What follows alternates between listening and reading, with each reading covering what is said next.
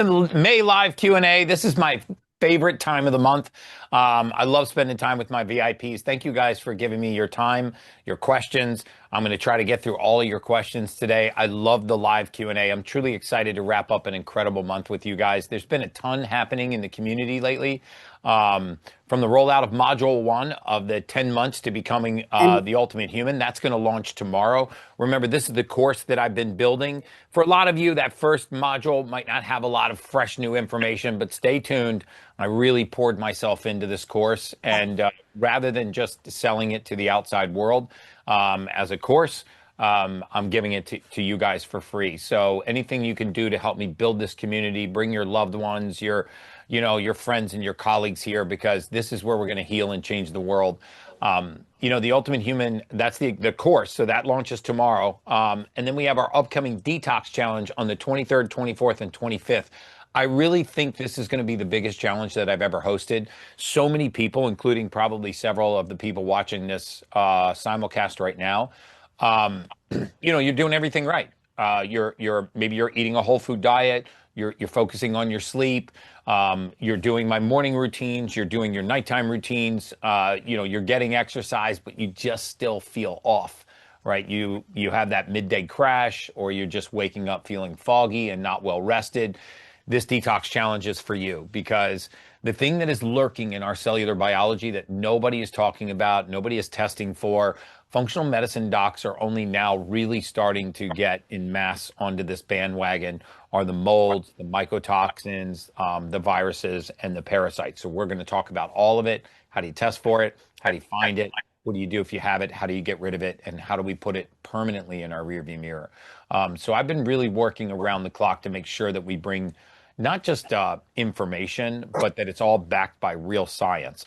So I've done a lot of homework. I've had my intern and research team pulling articles and research for us. So when we put together these protocols, they're going to be really powerful and impactful. And we got three amazing guests that are all coming on for free. Dr. B, who's arguably one of the top gastroenterologists in the country. Dr. Josh Axe, Dr. Jessica Petros, all highly skilled in this area. Mold, mycotoxins, all of these things. So it's literally been one of the most action-packed months we've had yet. We only just started to scratch the surface, guys. So here's a look at what went down in May. We had an amazing New York City trip with multiple guests, including Melissa Wood. We joined Tony Robbins' virtual Thrive event. We were able to put 880,000 people on a live Zoom. It was pretty wild in that studio to see 880,000 faces. We welcomed Michael from the Baja Gold Sea Salt team to the podcast. So we actually talked about the Baja Gold, how it's mined, how they ensure that they're very, very low in heavy metals and other sediments. One of the reasons why they're able to test their salt down to 250 parts per billion. We talked about how it's mined and what it does in the body. We dropped the podcast with Bobby Kennedy. As you know, if you're following me on Instagram, I was at the White House all of last week with the entire team. They really rolled out the red carpet for me. I was very humbled by the reception that I got there, and that's not a political message at all. But they set us up in the West Wing of the White House. They gave us a private area, and I was able to meet with the heads of nearly every department in the government and question them about their commitment to the Make America Healthy Again campaign. I don't think a lot of people really realize the gravity of what happened last week and this MAHA report. If you haven't seen this report on the status of health in America and the status of chronic disease and what is causing us to be the sickest, fattest, most disease-ridden nation in the world, what's causing the skyrocketing rates of autism, asthma, ADD, ADHD, learning disabilities, bipolar, then you really ought to read this report. If you don't have a copy of it, I will send a link to the VIP so you can actually read this MAHA report. It's really impactful. What was very impressive to me is that historically, when you have a change maker in the government with a big voice and a big vision and a lot of passion and driven by purpose, you still have the quagmire of what is our federal government. If you're running the Health and Human Services, but you want to touch the soil, you need the Department of Agriculture. If you actually want to widen lanes in the regulatory market, you have to have the Food and Drug Administration. If you want to get into the public school system, you need the Department of Education, and on and on and on. You want to do something for the veterans, you need Department of Veterans Affairs. And rarely has there been a coalition that spanned all of these agencies where everybody is on board to accomplish the same thing, and that is to reverse the status of chronic disease in our country and to stop childhood obesity in its tracks. It's sad how many public school systems have actually completely done away with recess. They've taken it from 90 minutes to 60 minutes to 30 minutes to non-existent in a lot of public school systems. It's absolutely, I would say, disgusting, for lack of better words, the stranglehold that big pharma and big food have on our public policy, and how they were able to get so much highly processed food, high sugary sodas into our public school system for our kids, just destroying their cellular biology. So it was really a humbling experience to be a part of, watching public policy in the making to really shift that. So if you're new to this, guys, this is how we roll. In the first half, I'll go through all of the pre-submitted questions. I'll answer them as thoroughly as possible. Remember, I'm not a physician. I'm not licensed to practice medicine. I'm a humble human biologist that's scouring the earth for ways that we can live longer, healthier, happier lives. So I'll do my best to answer your questions. Please don't take that as medical advice. Always run anything that I say on this simulcast through a licensed physician. We'll bring people up to answer live questions, so you can actually raise your hand. And we'll call you up to the stage, and you can ask a question to the crowd, and I'll answer you as directly and honestly and thoroughly as I can. So I'm going to start going through some of the pre-submitted questions. Oh, we got them here on the print paper. Awesome. A lot of times what we do with these questions, guys, is we don't just take individual questions. We'll look at the ones that have a common theme, and we'll try to group that question and acknowledge the person that submitted it. And I'll give as thorough an answer as possible. Very likely, if you're on this live, you probably have some of the same questions that are going to come into here. And then sometimes I can't help myself. I have to go up to the whiteboard. So if it's something that I think will be supported by a really good, visual explanation, I'll just go to the whiteboard and do an explanation from there. So, Katie Lapp says, my question is, my 11-year-old son has anxiety, OCD, and ADHD. We're working with a team, including but not limited to a functional medicine doctor, excuse me, and a therapist. Through gene testing, we recently discovered that he has a double 5-HT2A gene mutation. It's truly heartbreaking to watch him struggle, particularly with what's known as just right OCD. As you probably suspect, he's also got gut permeability issues that we're working to correct, and we are trying to go gluten-free.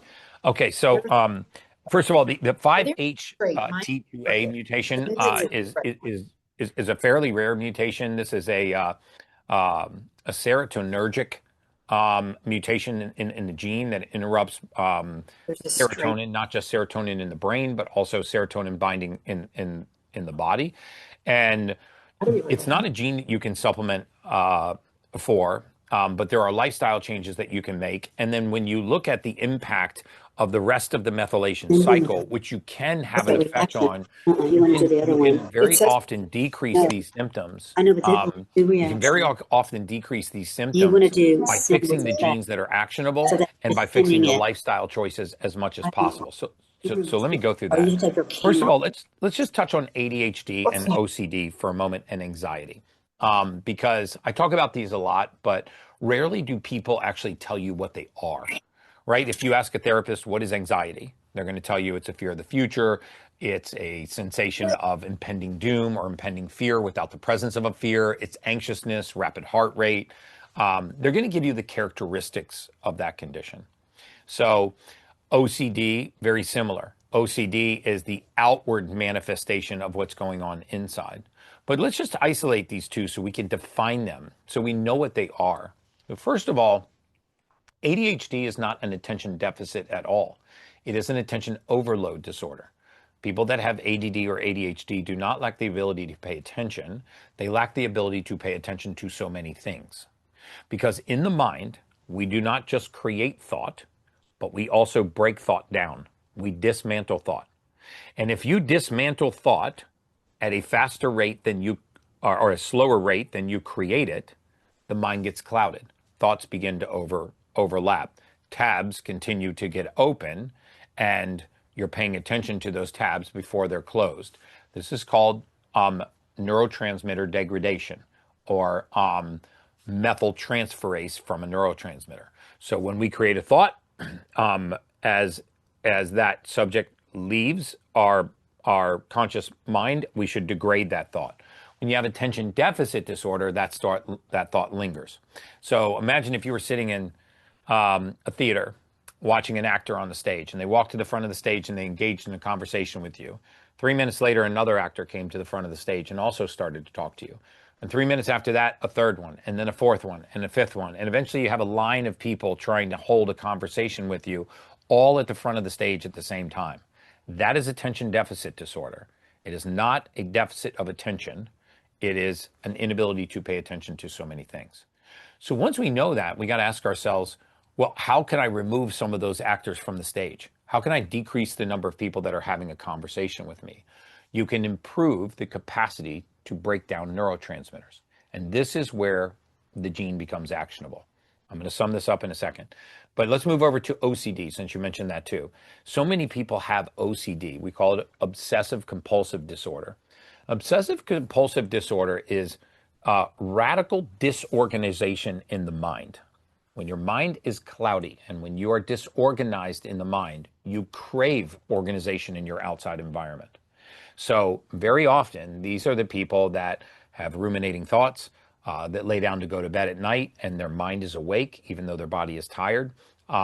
They have hard times making decisions because they ruminate on things. They just overthink everything into the absolute mud. If they're going to buy a new car, it is a 2-month decision, looking at all of the options, and maybe I'm making the right decision, maybe I'm making the wrong decision.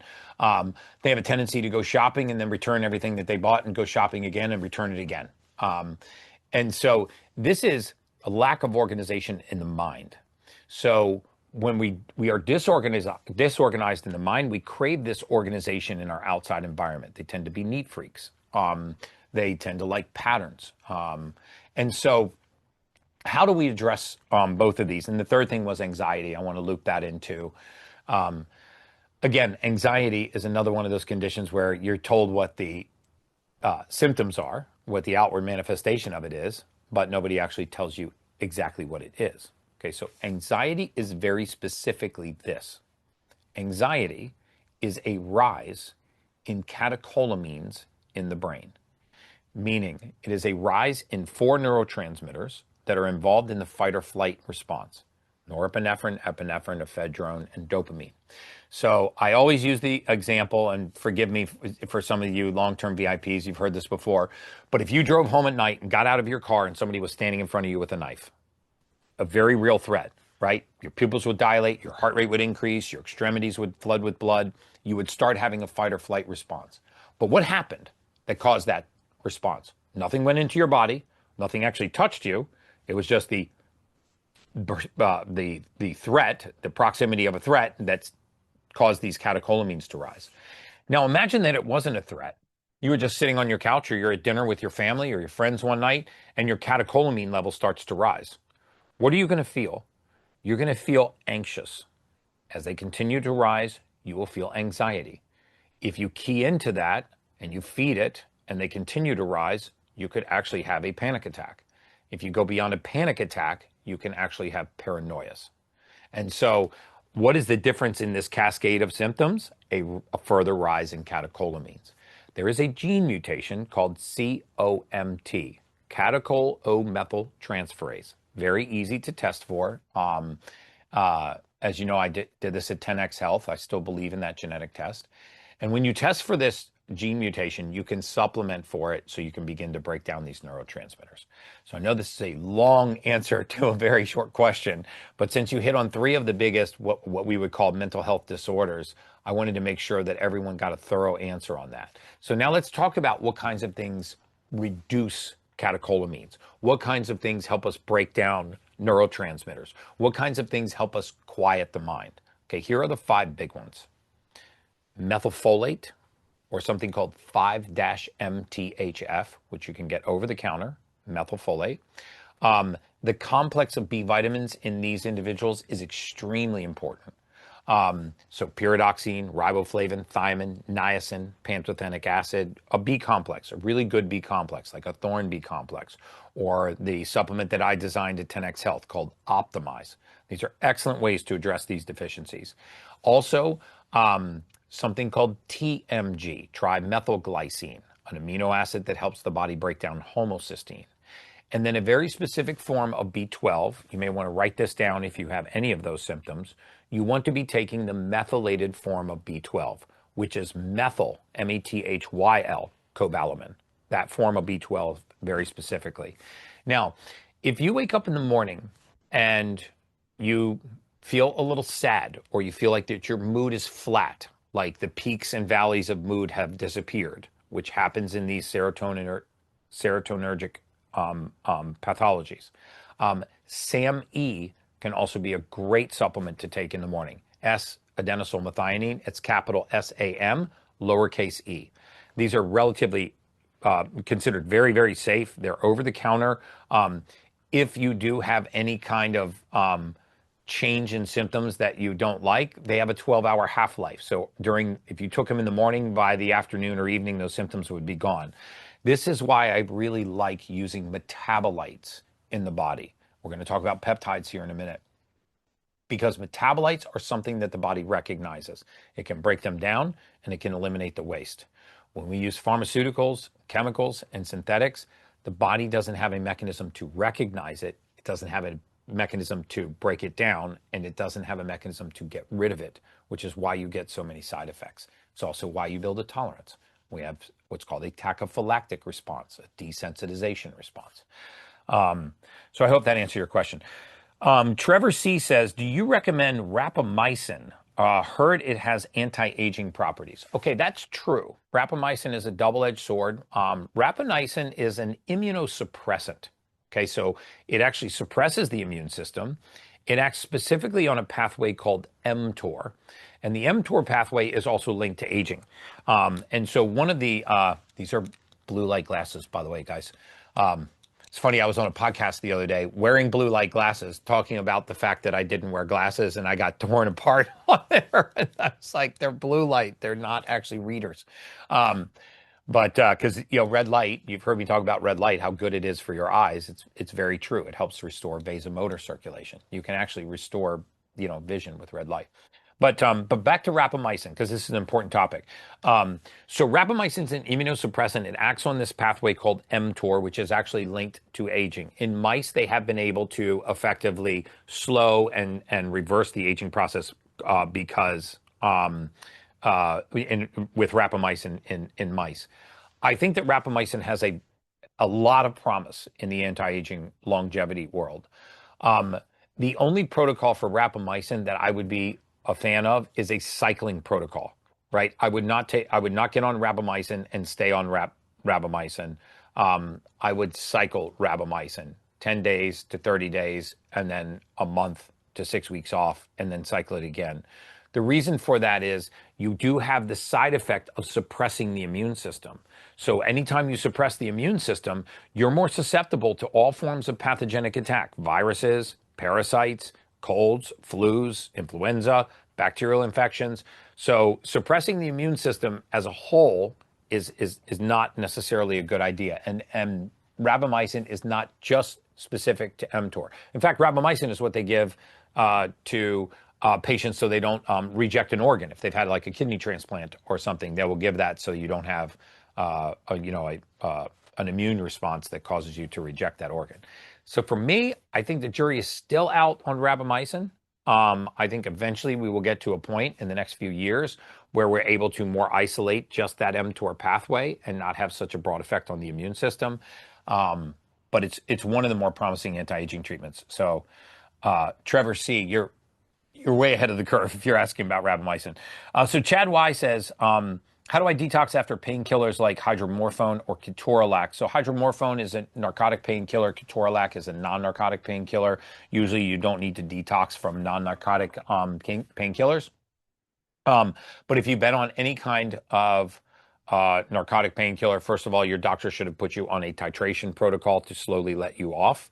It's very unsafe to to actually cold turkey stop pain medication, even if you're not addicted. If you've had low back pain, or you've had surgery, or you've had knee or hip replacement, or you've had knee surgery, and you've been given a narcotic painkiller, very dangerous to stop these cold turkey, because the addictive cycle happens very quickly. And by addiction, I don't mean that you crave the painkiller. I mean that your body becomes physically addicted.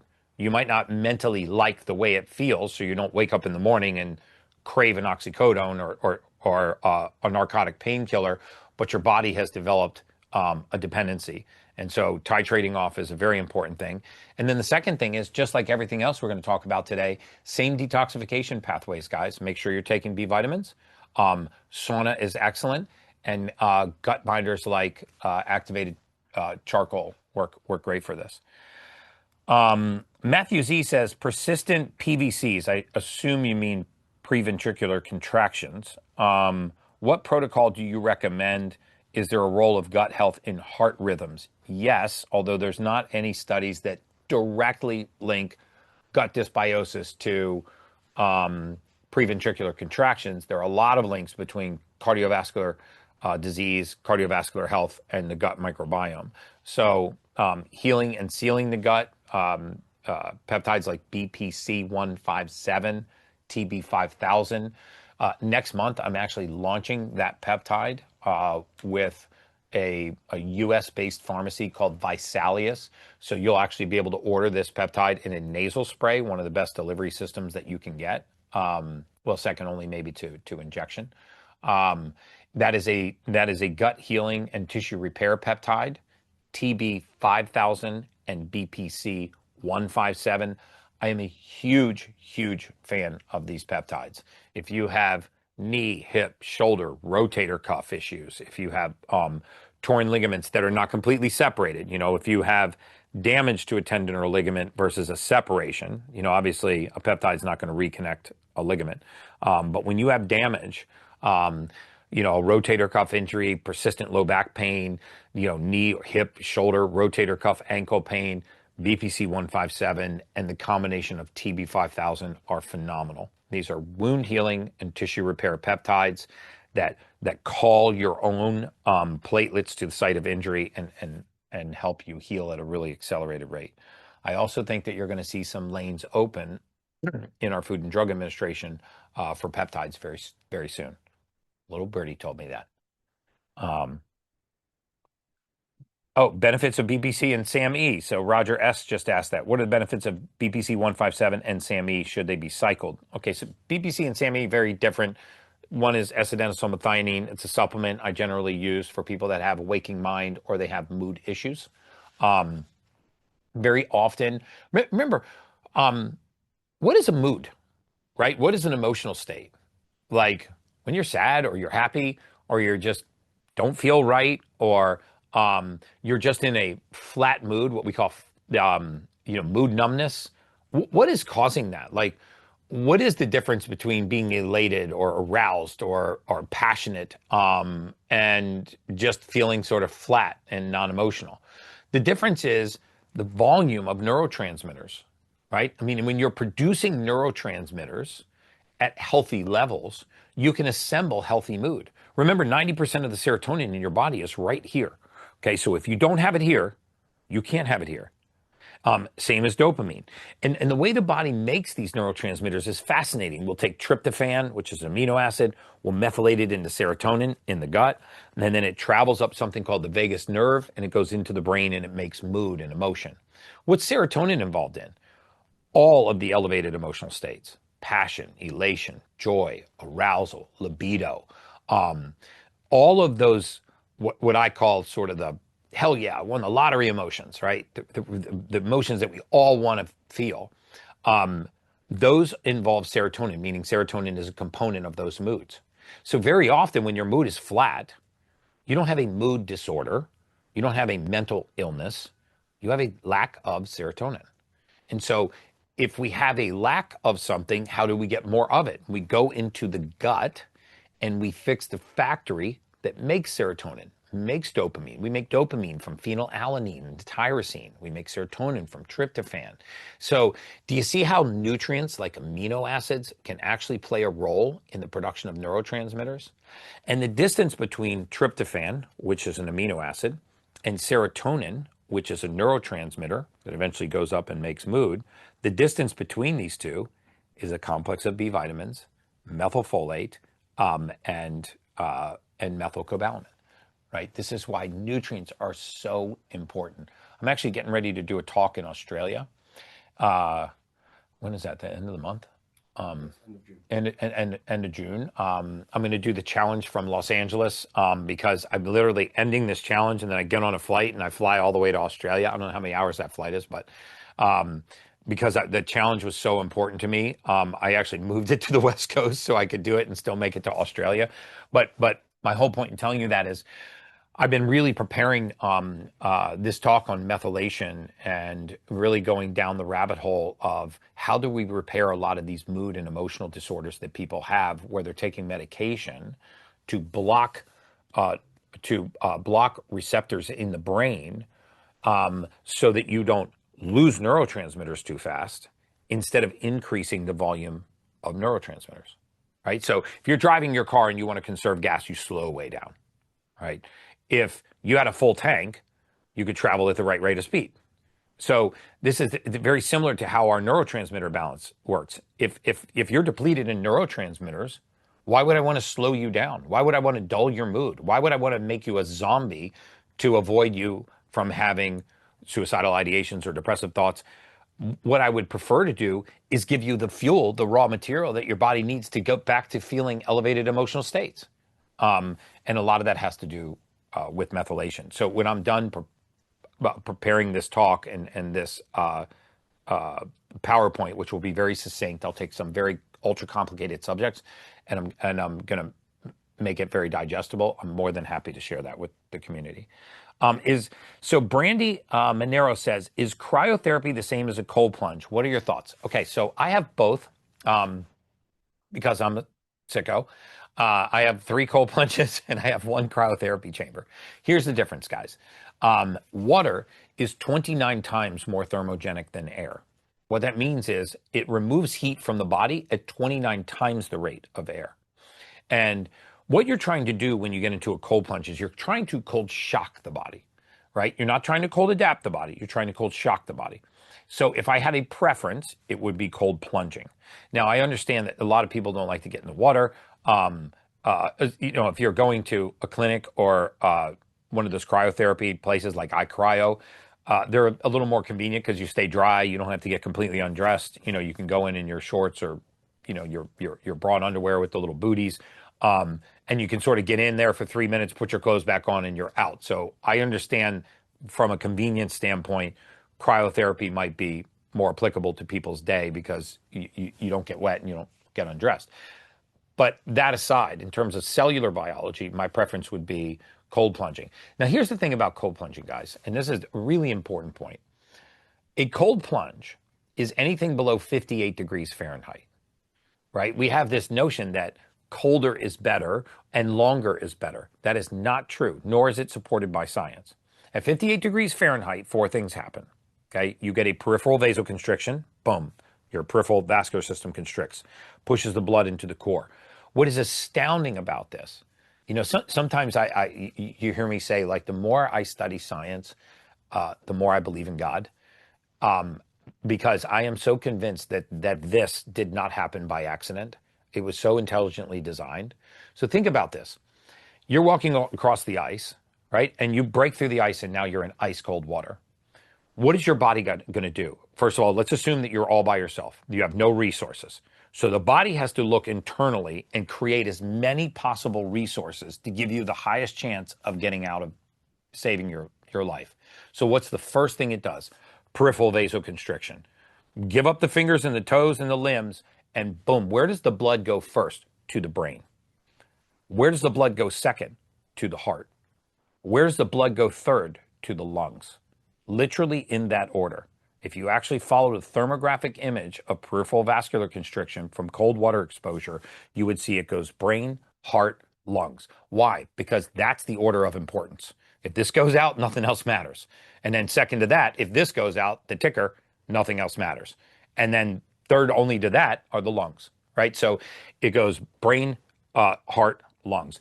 And then you have a release of cold shock proteins from the liver. And then you have an activation of brown fat, your thermostat, literally taking calories and turning it into a measure of heat. And then you get a release of dopamine. Why would your brain flood with dopamine? Well, because it widens your field of vision. It makes you more acute and aware. It makes you more alert and oriented. It speeds up your processing speed, and it elevates your mood.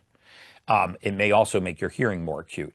So it's just fascinating, like how this works. Heat the body up, save the brain, save the lungs, save the heart, widen the field of vision, make you more acute, alert, and aware, and clean the blood.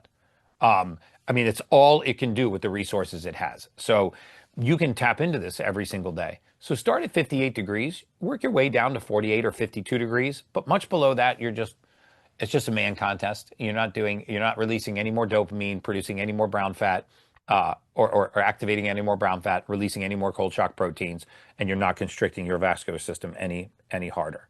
Once it constricts, if you make it colder, it doesn't constrict tighter. It's like once you hold your fist as tight as you can close it, putting it deeper into cold water is not going to make it clench anymore. So it doesn't need to be a torture chamber. Thoughts on vibration? Brandy Monero got away with two questions. Thoughts on vibration plates versus vagus nerve wearable devices? Very different things. First of all, let's talk about vibration plates because this is important. I don't like anything, nor does the science, like anything that rattles the body, right? So shake plates or vibration plates that move in these oscillating movements, or they go back and forth and then front to back and then back and forth, those are terrible for you. You do not want to rattle the body. You want to move the body in a vertical plane. Okay, so Sonic makes one. And this vertical plane should be very short bursts of movement. So in other words, the best plates move only in a vertical motion. Now, why is that? Because you send a shock wave through the skeletal system, which causes the bone mineral density to increase. You begin to drain the lymphatic system because the vibration will actually drain lymph. The poor man's solution to this is one of those little round trampolines, right? Those are great for you. Lymphatic drainage, it can actually increase bone mineral density because you're creating some impact. Vagus nerve wearable devices, I'm also a fan of. There's one called the Pulsetto, which looks like a necklace, and it has two electrodes right here. The vagus nerve, when it drops down from the brain and goes into the gut, this is the pathway that's used to create anxiety. It's our rest and digest versus our fight or flight neurophysiologic highway. I have seen these with my own eyes. I've seen these Pulsettos snap somebody out of a panic attack. And actually calm somebody down that was getting very anxious. They've also been really good for sleep, the vagal nerve stimulation for sleep. So, but they're just very, very different devices. John Halberg says, protocols for dairy, wheat, casein intolerance. Well, avoid dairy, wheat, and casein. That would be my first rule. And the role of gut motility. So can BPC 157 help? Yes. BPC, literally, guys, BPC 157, in my opinion, in a few years will be as common as a multivitamin. It is a gastric pentadecapeptide. It's synthesized from gastric juice. I forget how many millions of prescriptions were written. It was over 20 million without any adverse events reported. Getting it from a compound pharmacy, I'll make it available to you in about a few weeks from a compound pharmacy called Visalius that does not source their raw materials from China. You can get it in nutritional grade now from different places online, but sadly, most of them are sourced from China. In any case, BPC 157 is a healing peptide, causes platelets to be recruited to the site of injury. It's one of the best ways to heal and seal the gut. It's good for neural inflammation. There are indications of its use in reducing anxiety, in lowering the inflammatory response in the brain, in helping neurons to remyelinate. It's a phenomenal peptide, and it can survive first pass metabolism. Angelica Ramirez says, what are peptides and what do they do? So peptides, guys, are amino acids. They're chains of amino acids. One of the reasons why I'm a huge fan of peptides, as I was saying earlier, is that peptides are metabolites. What does a metabolite mean? Metabolite means that the body recognizes it, like a piece of chicken, right? It's going to take that piece of chicken, it's going to break it down into amino acids. Those amino acids, individual amino acids, are going to go around the body. Some are going to build muscle, some are going to make a natural killer cell, some are going to help build collagen, elastin, and fibrin, but they're actually either going to go into structure or the body is going to eliminate them as waste. We have enzymes to digest them. We have ways to assemble and reassemble them. We can take the essential amino acids, the liver, and chop them up into the non-essential amino acids. So the things that fall into the category of metabolites are similar to food, right? The reason why you don't desensitize to food, so in other words, you could eat 1,500 calories a day for the rest of your life, right? You didn't start at 15 years old eating 1,500 calories, and then you were 40 years old and you're eating 10,000 calories because you didn't desensitize to food. Why not? Because food is a metabolite. You don't build a tolerance to it. You don't develop a tachyphylactic response. You don't build a dependency. You are dependent on the nutrients in food, but you are not dependent on specific foods. So when you bring in a pharmaceutical or a chemical or a synthetic, these are things the body doesn't recognize. It doesn't have an enzyme for. It can't degrade it very often. It doesn't have a waste elimination pathway. Glutathione is not attaching to it, breaking it down and sending it out through something called transsulfuration. So I'm a huge fan of peptides. And we have long-term studies on these. They're considered very safe. And the peptide category is continuing to broaden. The 5 big categories that I'm a fan of for peptides are growth hormone releasing hormones and growth hormone releasing peptides. These are generally called growth hormone peptides. Sermorelin, ipamorelin, CJC 1295. These are peptides that when you ingest them, they will cause the pituitary to rewind its secretion of growth hormone naturally. So they'll increase your production of your own growth hormone. And by the way, anytime you can be high on your own supply and not taking it from outside the body and putting it in, that's a win, no matter what anybody tells you. There's just no better hormone than one the body produces on its own. We can use peptides to improve our telomere lengths, things like epitalon, which are telomerase peptides, which improve the length of our telomeres on our chromosomes, which is directly linked to aging. There are peptides that help with anxiety. They're called anti-anxiolytics. Selenk is a peptide that does that. There are healing peptides like BPC 157, TB 5000. These are peptides that heal tissue and repair tissue. There are peptides for memory like dihexa, which actually improve neurotransmitter speed, reduce inflammation in the brain. So there are lots of amazing categories for peptides. If you have specific questions, ask them during the chat. But I'm a big fan. I need help for a wife. Will Bredesen says, help for a wife with anxiety, gut issues, high vitamin D, and the MTHFR gene mutation. What now? First of all, most important thing you said right there was gut issues. You may have heard me say before that in the nearly 200,000 patients that came through our clinic system at 10X Health, and before that, my previous functional medicine clinic, Streamline, I do not recall a single time that we saw someone that was suffering from severe anxiety or even mild anxiety that did not also have gut issues. Not once. The gut-brain connection between anxiety and the gut is absolutely one of the most sound, evidence-backed principles in all of modern medicine. You will not suffer from severe anxiety or know somebody that suffers from severe anxiety that does not have gut issues. If you find one, that's a unicorn. I want to study that person because it really doesn't happen. Why is this?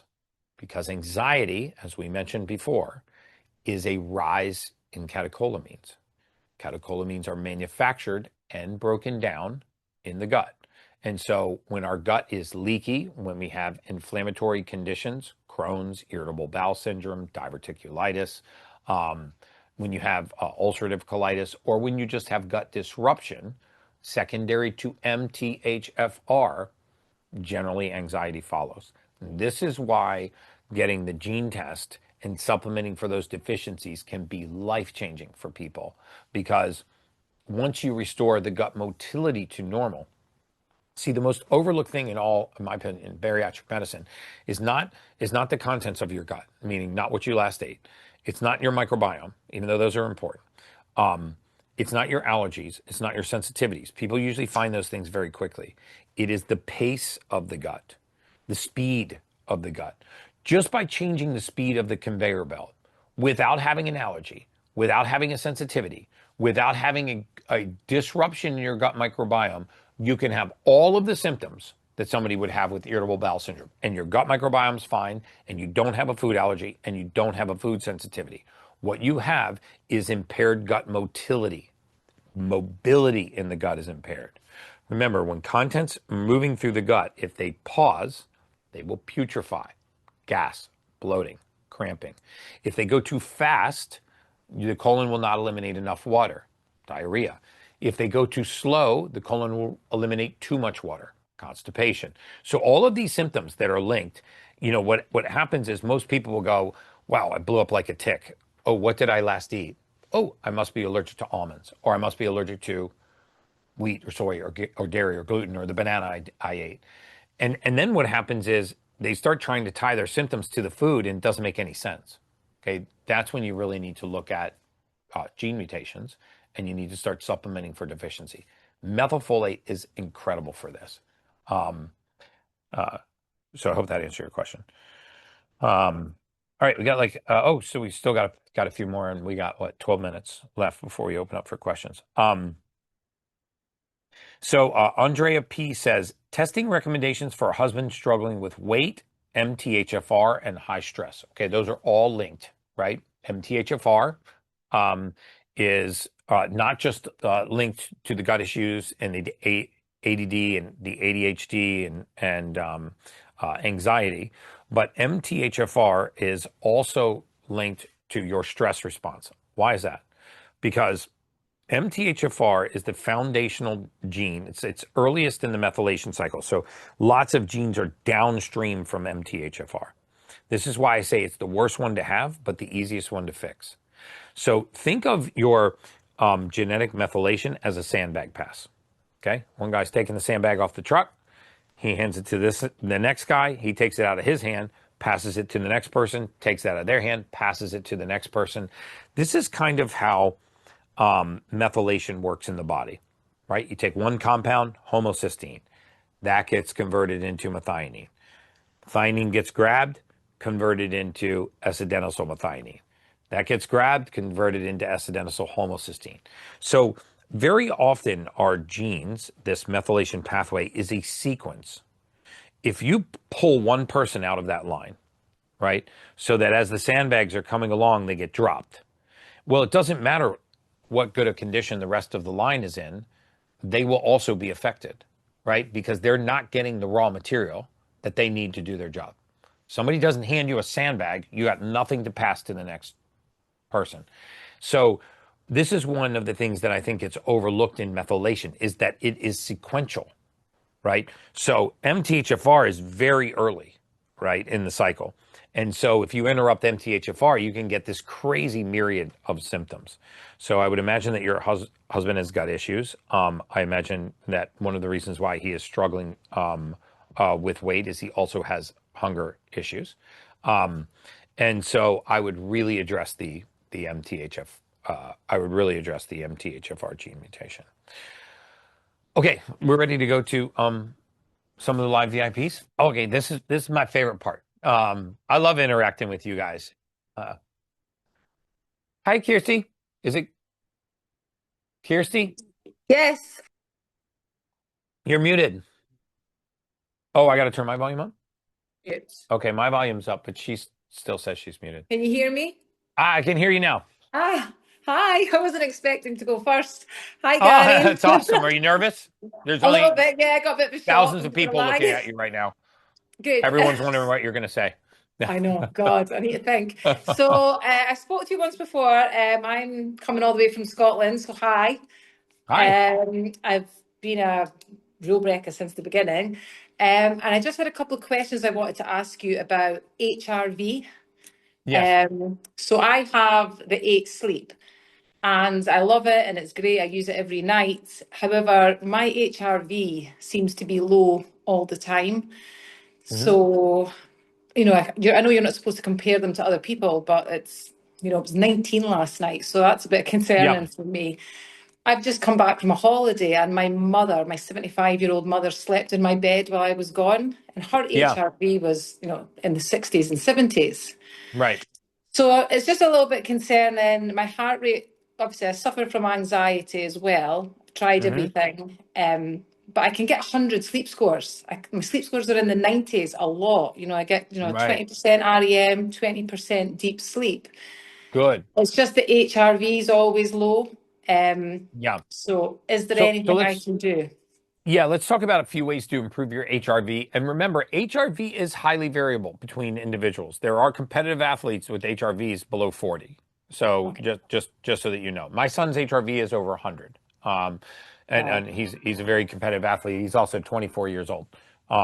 And 24 years old, you can't be killed by a bullet. So he has that advantage. But um, so there's a few ways that you can improve HRV. First of all, if you're getting sleep scores in the 90s, that is amazing. If you're deep in REM are roughly 20% or slightly over 20% each, I mean that is the absolute sleep spot of profoundly good sleep. Uh-huh. Um, Three things can really improve HRV. You look like you're in good condition. You're probably eating very healthy. You seem like you're taking care of yourself. Magnesium supplements at night. There's one that I use called Bio Optimizers, I um, do that. I which use is that yep. already. So that is a great way to improve HRV at night. And the second thing is, believe it or not, mouth taping. Um, I've you tried that. you have But it didn't work. yeah, it gives me anxiety, I think, having it on my mouth at night. So Okay. I have tried it a couple of times. I'm going to go back to it. Okay, so But go back and give it a try. I mean, if it actually makes you feel, if it gives you anxiety, that's actually having the opposite effect. They make yeah, ones for women that are a little looser, they're larger, okay. and they're a little bit more permeable.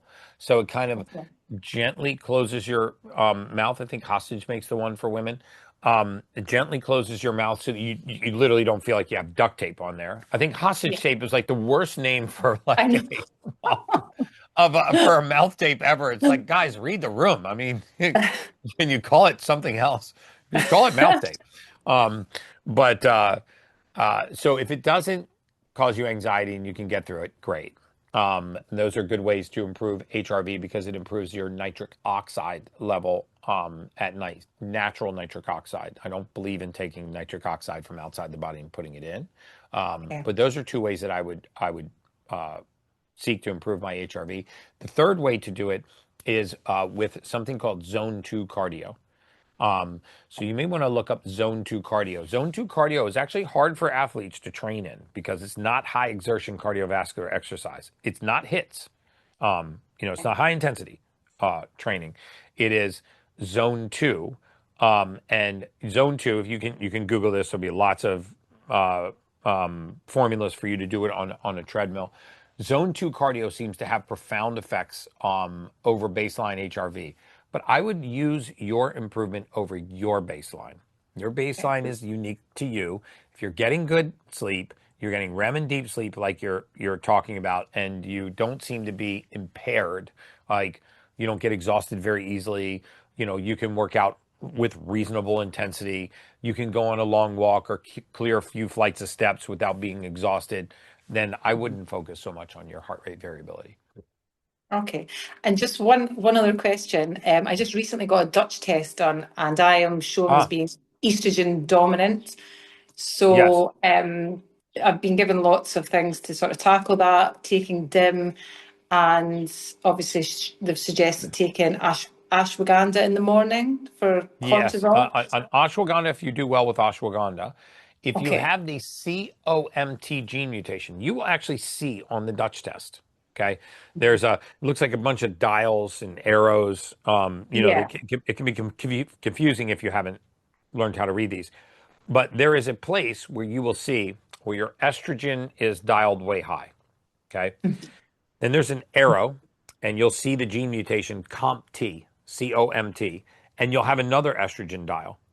And so what you'll notice is that if you have the COMT gene mutation, catechol O methyl transferase, the COMT gene mutation, not only are you prone to anxiety and a waking mind and racing thoughts and ruminating thoughts, you are also prone to being poorly adapted for eliminating estrogen. So COMT sends estrogen down what's called the E2 pathway, the elimination pathway. So COMT takes estrogen from the kitchen and throws it in the trash. If you don't throw it in the trash and get rid of it, it will pile up. And this is what creates estrogen dominance. This is rarely an overproduction of estrogen. It is most commonly poor estrogen elimination. And there's a reason why I tell you that, because what you want to do is focus on estrogenic elimination. So how do you do that? DIM is great, diindolomethane. Also, taking the mineral boron, because boron will lower something called SHBG, sex hormone binding globulin. That's an excellent mineral to take. You should be easily able to get that in Scotland. And then, of course, all the other vitamins that I mentioned that help COMT function normally. I would bet my career that this is linked to your COMT gene mutation, and you're estrogen dominant because of poor elimination, not because of overproduction. Okay, and so the DIM, should I only be on that for 3 months at a time? That's what I was advised yesterday. Yes, you'll be on it for a period of time. It's a cruciferous vegetable extract, right? Okay. It's diindolomethane. It's actually synthesized from 3-indole carbinol in cruciferous vegetables. But you'll be on that for a short period of time, 60, 90 days, and then you'll retest. Right, okay. The Dutch test is amazing, though. I'm glad that you're doing the Dutch test, because most other blood tests are just a snapshot in time, right? Yeah. And women's hormones, have a tendency to go like this, right? Yeah. And they should be going like this, right? So the ratio of the hormones is way more important than the levels. And so if you're estrogen dominant, you want to bring estrogen back into ratio with progesterone, and the way to do that is usually with DIM and boron. Right. Okay, fantastic. I'll try all those things. Thank you so much. Great talking to you. All right. Thank you for the kind words.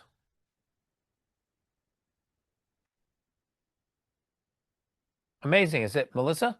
Yes. Hi, Melissa. How are you, sir? I'm doing great. How are you? Good. Okay, loaded question. Uh-oh.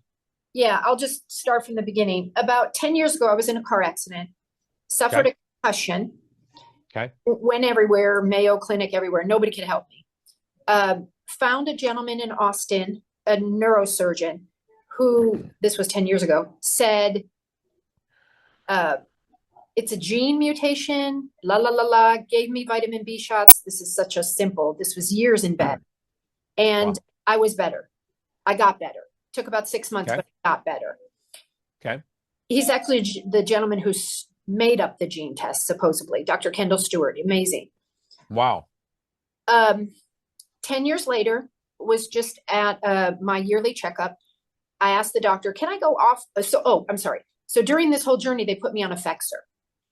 It was not for depression. It was for visual issues, they told me. Austin didn't put me on him, or that Kendall Stewart didn't put me on him, but a big hospital did, whoever I went to. I don't even remember. Put me on Effexor. I was like, I was falling. I was going up and down aisles, and I was just having visual issues. So they said it was for visual, got on Effexor. 10 years later, went to doctor's appointment, and they said that I asked if I could get off of it, and they said yes. Sorry, I'm struggling because I can hear myself. I asked if I could get off it. They said yes. I went cold turkey off of Effexor, bottomed out, ended up in the hospital. It was a disaster. I took some test, and I was really high in everything. My GABA, my serotonin, everything was just crazy out of whack. Like you said, it was one period in time. Yeah. So I went back on the Effexor. Like 4 to 6 Mhm. weeks later, I found a functional doctor. He just said, Melissa, you're not doing this right. You've got to get back on. So I went back on it. That was good advice. Yeah. Okay. I'm glad to hear that. And he said, you have no idea what it takes to get off of this. And he said, personally, I was in the hospital. I almost died from trying to get off of Effexor. He had his own journey. Yeah. So Yeah. back on it, which makes me feel bad, but it is what it is. Okay. So during this whole time that everything was whacked out, I tried to get better. It took about 9 months. I had, I was seeing Dr. Jess, and she told me I had nervous system deregulation. Yes, nervous system dysregulation. Okay, Yep. from getting off the Effexor. So one, I wanted to ask about that. Yeah. And then two, I realized that I have MTHFR-D1, which I guess Mhm. from hearing you this morning, it's just one of them, like Yep. this bag that you're saying. So I went on the methylated vitamins, never heard of this before, so went on them. Never struggled with depression before all this. Now I am. Three, brain fog, Mhm. the depression, and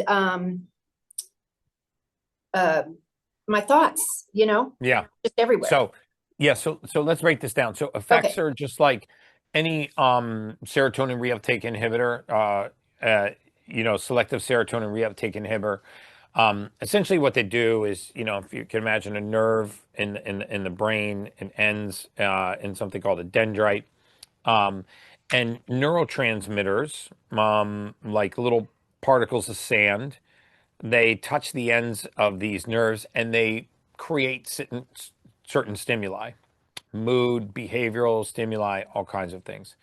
When you block these, right, this actually becomes hypersensitive, right? Because it's blocked. It's just like if you never went out in the sun and you just kept your skin covered all the time, and then one day you went out and spent 8 hours in the sun in Miami, right? You would burn very easily because it's the first time you're exposing your skin to sun.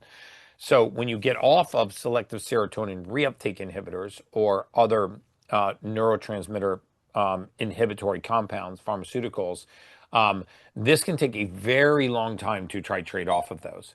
And you do it in a dose-dependent way over a long period of time. The longer you've been on, the longer it takes to titrate off of those. Remember, it takes about 84 days for those those neuronic dendrites to turn over, cellularly turn over. The other thing is you don't behave like a normal MTHFR patient when you're on SSRIs, because when you are blocking neurotransmitter function, fixing MTHFR doesn't have the same effect as it would in somebody who is not on something like Effexor. So despite the fact that you have MTHFR, I would start using literally pediatric dosing for multivitamins. I would take like a Douglas Labs children's gummy. I'm not kidding. Like for a 40-pound child. And I would start there with that dose level. Adults are taking, by the time you get to the full dosage for, methylated vitamins or even B complex of vitamins, it could be as high as 20,000 times, 20,000% of the RDA. So what happens is, normally, these would actually, the receptor would be very sensitive to this. When they're blocked, these levels skyrocket other hormones. I mean, other neurotransmitter levels. You actually over-methylate. So in someone that has transmitter blockage, they over-methylate. Whereas normally with MTHFR, you are under-methylated. So what I would do is I would dramatically reduce your dosage. I would look at literally a children's methylated multivitamin, because those dosages will not harm you. And I would slowly increase over time based on how you feel and how stable you feel emotionally. I might also consider a peptide called dihexa, which is an excellent peptide for short-term memory, recall, focus, concentration, what we call learned memory.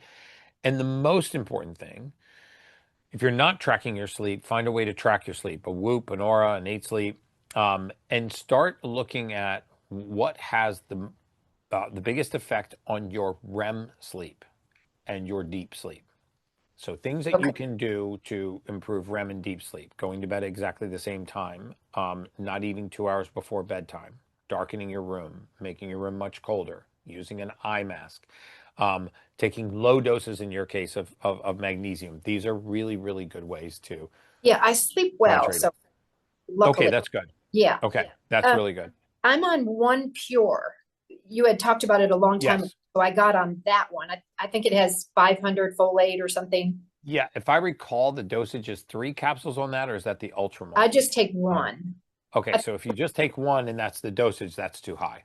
You want to Okay, actually look at like a Douglas Laboratories okay. children's methylated multi. You need to drop your dosage by about 70%. Of Uh, what? Folate or what? the whole complex of those vitamins so that Oh, you don't over methylate. okay. Is the methylation all of the B vitamins when someone doesn't methylate? Yes. So it's all of the B complex of vitamins, methylcobalamin, the B the main form of B12 that I like you to take, and then methylfolate. So Okay, all of those dosages equally. You want to keep them in the same ratio, which is why I say just drop to a children's multi. Don't try to do this on your own, putting okay. it together. It Um, just so happened that like a few weeks ago, I'm on thyroid medicine again after the car accident. Thyroid yes. medicine. I don't have I don't have Hashimoto's or anything. They just said that I had to stay on it. And then I got tested, and when I got off the Effexor, it went higher. Will that come back down thyroid, or should I Yes, up my? it should. Yes, because remember, you're not only these are dendrite blocking pharmaceuticals, and you have a similar mechanism working in your thyroid, because thyroid stimulating hormone coming from your pituitary is the volume knob turning your thyroid hormones up and down. If you have something blocking that, then the volume has to be on an 8 for the music to be playing at a 4, right? Then when you go off of them, the volume's on 8 and it slams the thyroid, and it can send the thyroid into a tailspin. In fact, one of the common side effects of coming off of those medications is hyperthyroid, right? Until the thyroid calms down. But yes, that should resolve too. But I would really Okay, think about going to the children's multi. okay, I okay. And hate to do then this, but I really want to move on to the next question. okay, all Can we right, just take it into the chat, and I'll actually send you a protocol privately on specifically which ones I would sure. recommend. Thank you. Awesome. Thank you, Melissa. That's way more common than you think, guys. Way more common than you think. Hey, David. Hi, Gary. Thanks for taking your time. Of This course. question is for my father. He has inflammation of his muscles. It's called myositis, as Hmm. far as I know. He has this since 14 years, Hmm. and he's been taking since then cortisol with cortisone, 7 to 9 milligrams per Hmm. day. Yeah. And his doctors have been trying to transition him off the cortisol to MTX, Yep. and so on and so forth. And my question is, how can we get him off this cortisone, and how to solve this autoimmune disorder he has, because his body is pretty much attacking him, Yeah. which is why he's taking this cortisol. And are there any doctors you could recommend or protocols you could recommend to solve this issue? Are you in Um, the UK? All national no, I'm in Germany. all national Okay. care. I don't know one specifically in Germany. I know one in the UK. So here are 4 things to really think Australia would about. also work. Australia would also work because we're also from Australia, so we're currently in Germany. Okay. So I'll be there at the end of the month. I'm actually meeting with a whole slew of functional medicine doctors. So I haven't identified that relationship with you yet, but during my roadshow and media tour, I'm actually meeting with a ton of functional medicine doctors. I haven't gotten a feel for them yet, but if I do, I'll make sure that my team relays that information back to you. So That would be great, the yes. term itis is refers to inflammation, right? So myositis is muscular inflammation. If you had itis elsewhere, it would be other precursors to that. So the question is, what causes inflammation in the muscles, and why would just the muscles be inflamed and not other organ systems in the body, and not systemic inflammation? And why wouldn't there be high C-reactive protein? So why wouldn't this be a diffuse inflammatory condition? So now we got to look at what causes muscle inflammatory conditions. Three things. Poor kidney function causing high levels of creatinine and high levels of blood urea nitrogen. So in his case, hydration, regular sweating is an absolute must. Like sauna minimum 3 days a week could be an absolute game changer for him. And here's the critical part when he gets into a sauna. Ideally, if I was to say good, better, best protocol, I would say wake up in the morning, have a giant glass of water with liquid turmeric and curcumin, Baja Gold sea salt, and 2 or 3 hydrogen tablets, those H2 tabs, and then right in the sauna for 20 minutes. You want to flush, mineralize, and hydrate the body, and you want to start the detoxification process of getting these inflammatory compounds, which are clearly trapped in the muscle, out. That's the first thing. The second thing is these tend to be microvascular circulatory issues, right? So when you start to trap waste because the microvasculature is not working well, eventually what happens is the inflammation builds up, the waste gets trapped, and then the immune system lights up, right? Again, I can't emphasize this enough. We're going to really cover this on the detox challenge. I always use the same example, but I'm going to use it for everybody that's watching now. When you have mold spores, mycotoxins, parasites, viruses, heavy metals, and you have a healthy cell, they don't hide like this. They hide like this. That is a really important distinction, because when the immune system, which is hypervigilant, is chasing this offender, it will kick down this door to get to this. And very often what we do is we use immunosuppressants or corticosteroids, anti-inflammatories, to stop this response from occurring instead of figuring out what pathogen is hiding in there.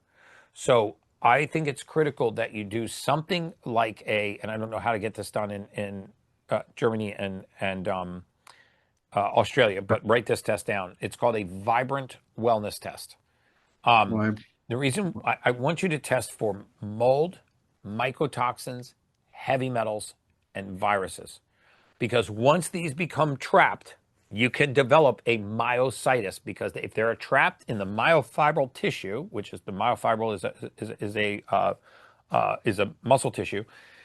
When they get trapped in the myofibril tissue, the immune system chases them there. When they get trapped in the thyroid, it lights it up as Hashimoto's. When they get trapped in the luminal wall of the gut, it lights it up as Crohn's disease. So those are the 4 categories of pathogenic testing I would do. I would also have him hydrate and get in the dry sauna.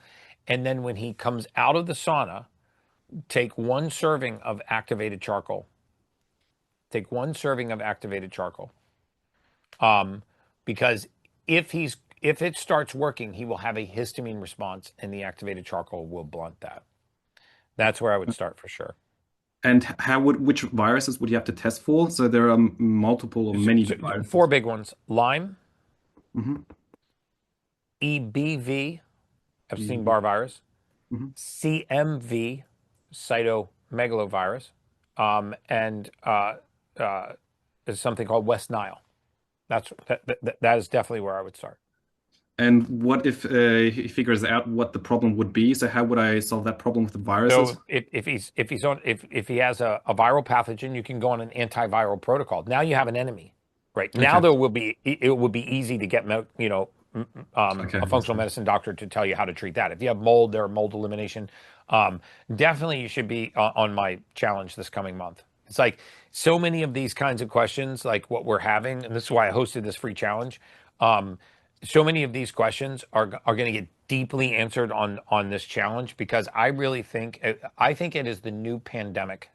of America and for the rest of the world for that matter, is because if your father went and did, it's your father, right? Yeah, he's right here. Oh, hi, Dad. Hi, So hi, Hang on. yeah, hi, yeah. I'm Peter. I'm Peter. My son is talking about me. Yeah, like you're not even in the room. Yeah, Thanks so for taking, thanks for so taking so the time. yeah, I mean, so many people have these kinds of conditions, and we've just accepted chronic anti-inflammatories, chronic immunosuppressants, um, chronic selective serotonin reuptake inhibitors. But we should be asking ourselves, why do I constantly need a steroid? Like, what is there that could be causing the immune system and causing the body to act this way? And that's what this entire challenge is about. Because these things don't show up on a lab, by the way. Your labs can look perfectly normal, even in myositis, with the exception of certain inflammatory compounds. If you actually looked at his interleukins, ILs, okay, if you did an interleukin panel on him, you would see that the interleukins are elevated in response to a certain pathogen. It will tell you this is a virus, this is a parasite, this is a mold spore, this is a mycotoxin, this is a heavy metal. So look up the Vibrant test and find an equivalent test in Germany or Australia. That would be my. And I just ask, can I just explain a little bit more details to what my condition is? 14 years ago, this inflammation of a muscle started. I did take cortisone, as my son was saying, 7 to 9 milligram per day. The whole time. In August last year, I started with an additional medication called Quensil to get off this cortisone, because over time it's not healthy. But it didn't help. Did make no difference to the inflammation level. Inflammation level, it's called CK. It's around 200, between 200 and 300, and did not make any change. So Creatine kinase, yeah. in January this year, starting January till of end of April, for 4 or 5 months, they changed to MTX, but even that medication did not bring down the inflammation level. It still stayed around 200. Yeah, And not to cut you off, but I stopped it. Yeah. So not to cut you off, but this is going to be a continuing cycle of corticosteroid-like therapies, methotrexate, cortisone, prednisone, methylprednisone. This is going to be a continuing cycle unless you can figure out what's lighting the immune system up. Exactly, and then I started stopping that, and I've came down from 7 milligram now to 4 milligram cortisone, so reduced significantly, and hope to reduce it even further. My question to you is, thanks very much for the information you've given to me. My kidney levels, I had just a couple of weeks then, are all in the normal range. So no kidney, no liver problems, no other problems. Everything seems to be. So that's a good sign, because you don't have muscle breakdown, or you would have high creatinine. You have muscle inflammation, which is a pathogen. So now the question is, what is the pathogen? So that's a question that probably should have been asked 14 years ago. But these have a tendency to become chronic, even though people don't realize that you can live with mold, mycotoxins, heavy metals for decades. There are people that have Lyme disease for 14 years before they figure out they have Lyme disease. There are people that have recurrent Epstein-Barr virus infections, undulating Epstein-Barr virus infections for decades, and are chasing this recurrent symptomatic cycle of flu-like symptoms. So again, I'm not a physician, but if you were my dad, I would find out what test correlates to the Vibrant Wellness test in Germany or Australia. I would be activating my natural detoxification pathways, because there is no downside to that. And the fact that your kidneys, blood urea nitrogen, creatinine, and glomerular filtration rates are normal is a great sign that this is not a condition where you're actually breaking down and destroying muscle. This isn't a catabolic condition. This is a metabolic condition likely linked to a pathogen. You're right. And I hate to do this. I got to move on to the next question. But if you have a further question, if I can be of further support, throw it into the chat, and I'll make sure that the team Nexus post. Just All right. just one last question. Yes. What interests me is are there any plant-based natural plants which reduces this inflammation? Yes. Ashwagandha, turmeric, and curcumin. Okay. Okay. Yeah. Thanks. Thanks Those are the very three much. that- You're the best, Appreciate it. Gary. Appreciate it. Thanks. Thanks very much. For sure, guys. Dude, I love these. I could sit here all day and do this. Hi, Lee. Hey, good to meet you, dude. Hey, man. Nice meeting you. So 4 years ago, I had the second COVID vaccine, and Mm. I've been sick ever since, like on and off. I've probably been well for like 6 months, about 4 years. And I've tried like various things you've talked about, like the Dr. McCullough spike detox protein supplements. Nothing seems to have worked really. I've tried IVs. I had 2 EBO2s this month after seeing you try it. Okay. Pretty sick after the first one for like 6 days. Felt great Yeah. days. I had the second one, and I've been pretty rough since that. Yeah. I guess my next steps is maybe the plasma exchange, but I've got two options. One in Costa Rica, which is like a full blood plasma exchange, or there's one in London called the inaspheresis, which is like the plasma cleaning. It's not a replacement. So Are you in London? London currently, yeah, but I can travel. Yeah. That's fine. Okay. What would you recommend? And also, is there any other like next steps for me really? Because nothing. I'm getting worse. Yeah. So for chronic unresolving long COVID, I would recommend something called Lumadi Hemo Detox. Lumadi Hemo Detox. And this is a very advanced blood filtration. It doesn't remove and replace. So therapeutic plasma exchange will take your plasma out and replace it with sterile albumin. What you need to do is filter the spike protein out of the body. There you go. And we're gonna. So it is. If you reach out to Lumadi, ask for someone named David Perez. He'll know me very well. I've sent a number of clients down to his clinic. I don't get a commission on that. But I think that these the filter is called a Seraph blood filter. It's based on a kidney dialysis filtration. It's a painless procedure. But in terms of long COVID, I'm not aware of anything. If you've done spike protein detox and those things and they haven't really worked, I'm not aware of anything that works as good as a Lumadi Hemo Detox.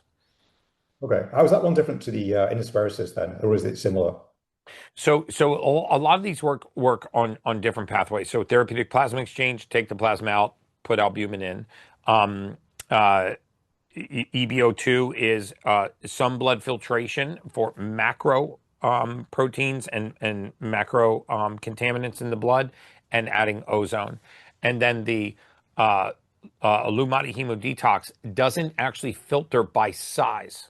See, a lot of filters, just like an air filter, right, or an oil filter, they have a fluid or air going through them, and they're constantly changing the size, the diameter to trap a certain size particle.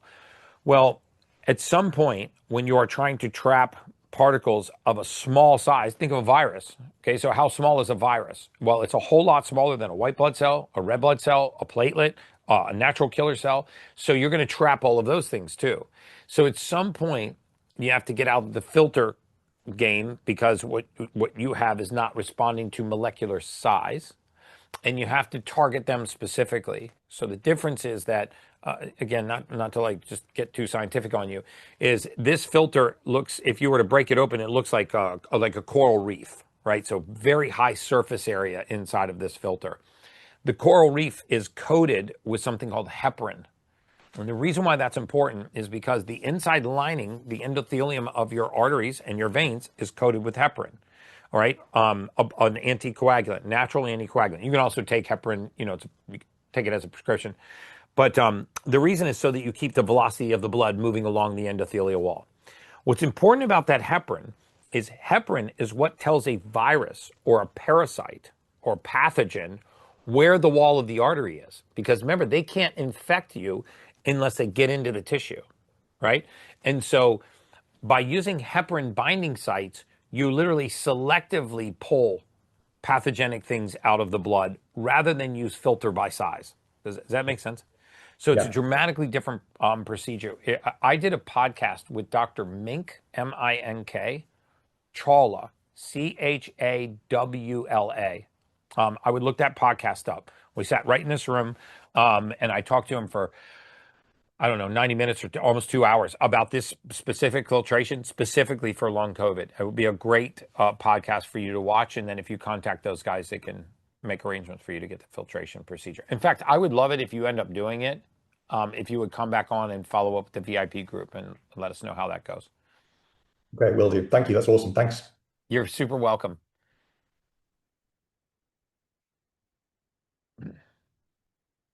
Hey, Kenneth. Hi, Gary. Nice to meet you. Nice First to off, meet you, brother. thanks for everything you do. I've been inspired by you to go on this health Really? journey and learn as much as I can. I'm actually looking at opening up a gym and health and wellness facility in my area because of this. And I was wondering if you know of any resources I can utilize in that process to, I guess, like from the Small Business Administration, get a loan or learn Yeah. more overall about how to go about this.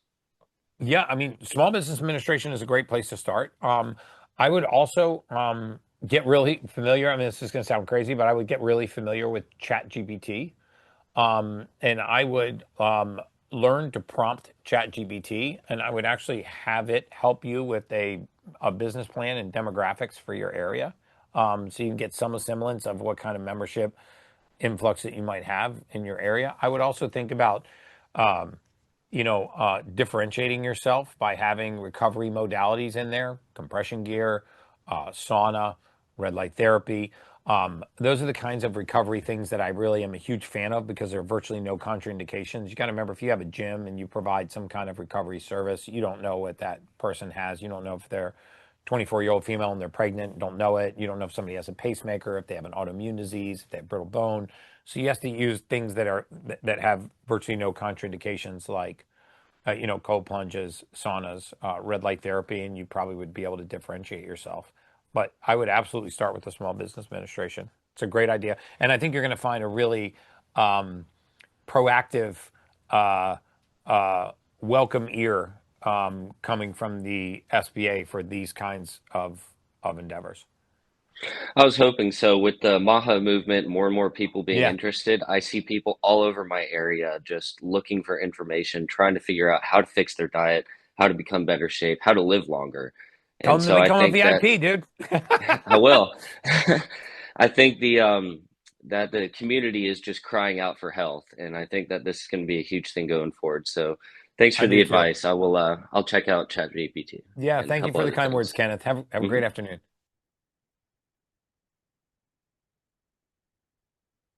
Yeah. Hey, Chad. Hey, Gary, Uh, how's it going, man? how you doing, man? Pretty good, pretty good. Thanks for taking the time. You're an absolute legend. Oh, thank you. That's kind of you.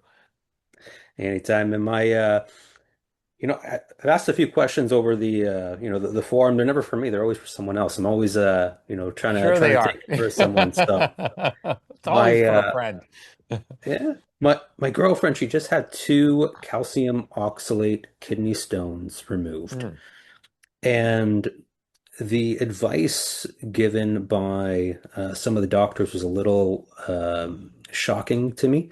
and I just wanted to kind of get your overall input on it, more specifically towards the diet, and if you just have any general recommendations. But they were Yeah. saying to stay away from salt, eggs, red meat, poultry, fish, citric fruits, lemons, oranges, um, everything we eat pretty much. Yeah. And yeah, a lot of those things surprise me. I've switched to a whole food diet for the past little while, not perfect, Hmm. and trying to encourage her as much as I can Yeah. to do the same. But a lot of those things that I'm kind of transitioning to are on that list of the doctors saying, hey, maybe you should Yeah. not eat those things to avoid future kidney stones. Yeah. So the question is, first of all, what are calcium oxalate stones, or what are kidney stones in general? They're They're rarely just calcium. They are mineral stones. And so remember, the kidney is the main filter of the body. So what it does is it traps waste, it methylates it, and it sends uric acid, out of the kidney, to be urinated out. And then it sends clean blood back into the body. So every day, about 15 times a day, the entire volume of blood passes through your kidneys. So your kidneys are very busy. And what the kidneys need to do their job is they actually need minerals. I don't want to disagree with any kind of medical advice that you're giving, but a mineral salt is an absolute must for kidney methylation. In fact, the reason why most people get kidney stones is because they are under methylated. They actually are lacking minerals to break down deposits that build up in the kidneys. So, because the way filtration works is you have one compound that you want to get rid of. Well, the body just doesn't grab it and throw it out. What it does is it meets it with another compound, they combined, and then it gets eliminated as waste.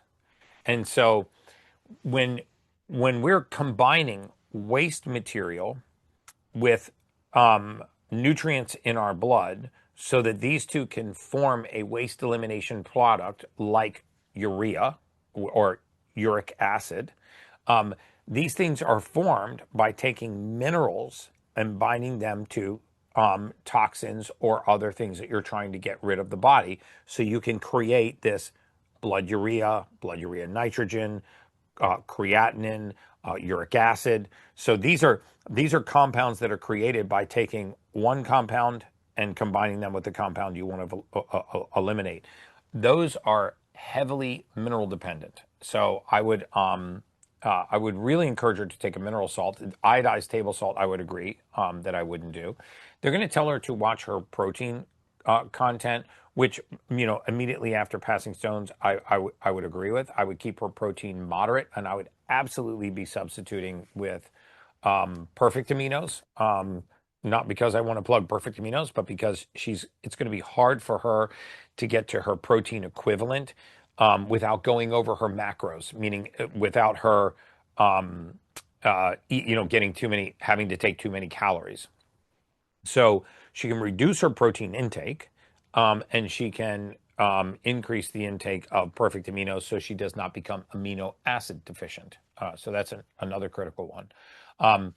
And then I would disagree with anything other than, Google vegetables that have oxalates, high amounts of oxalates, like broccoli, like spinach. I would remove the oxalate vegetables and start there. Other than that, I don't know that this was because an excess of protein or an excess of dietary foods that caused the sensitivity. This was because of a deficiency in the minerals that the nephron needed to create waste elimination products.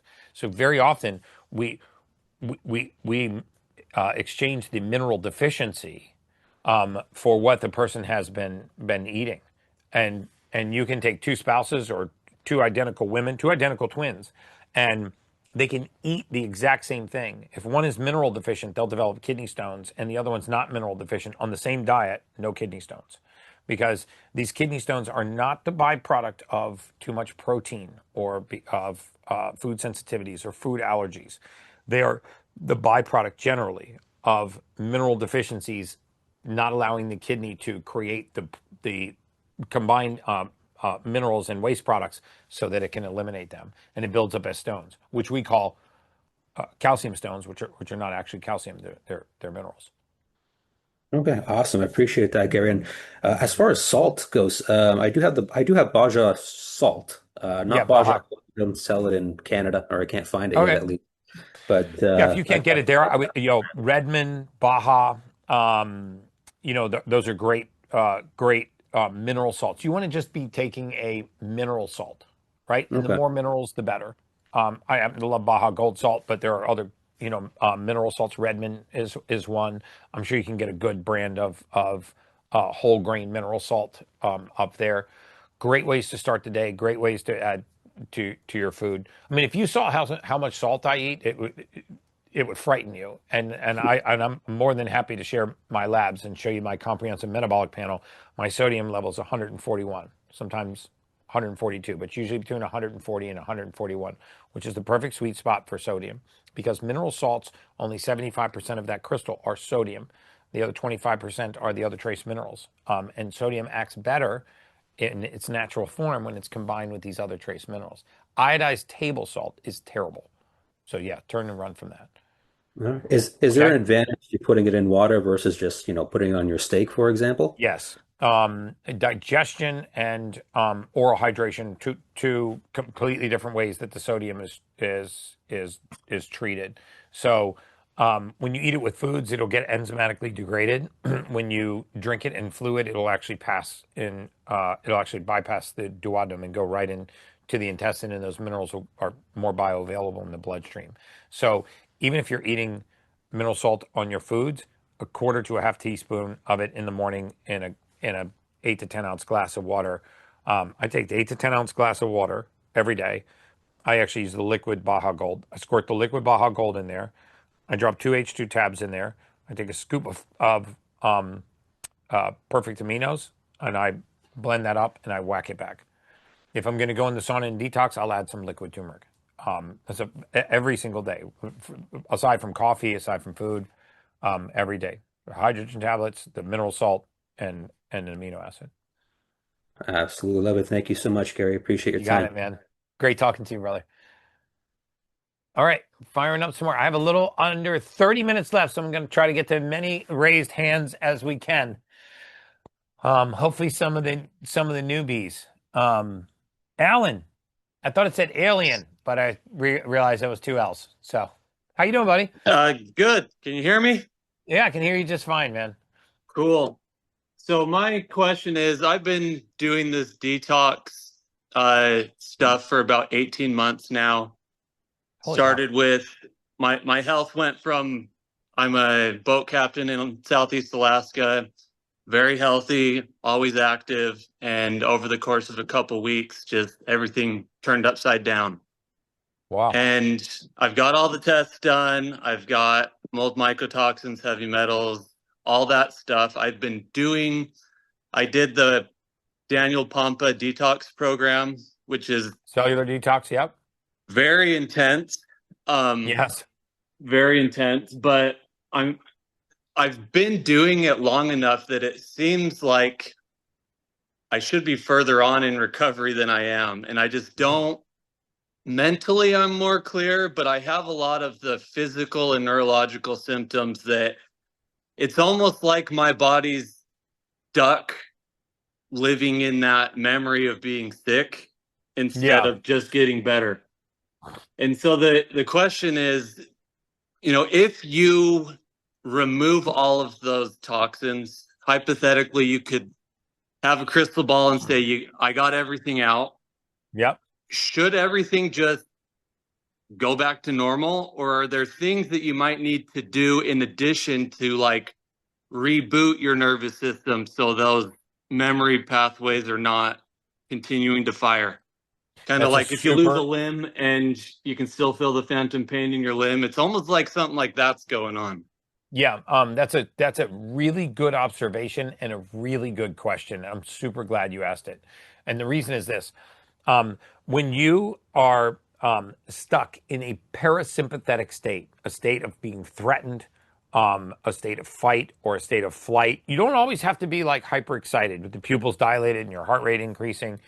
A parasympathetic state, the two states that the autonomic nervous system exists in.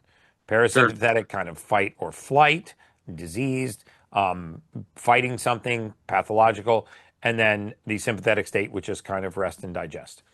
After a traumatic experience, trauma, accident, physical or mental trauma, psychological trauma, poisonings, massive surgery, or toxication by whatever, mold, mycotoxins, any of these kinds of parasitic infections, what happens is very often the nervous system doesn't reset and go back to that sympathetic state.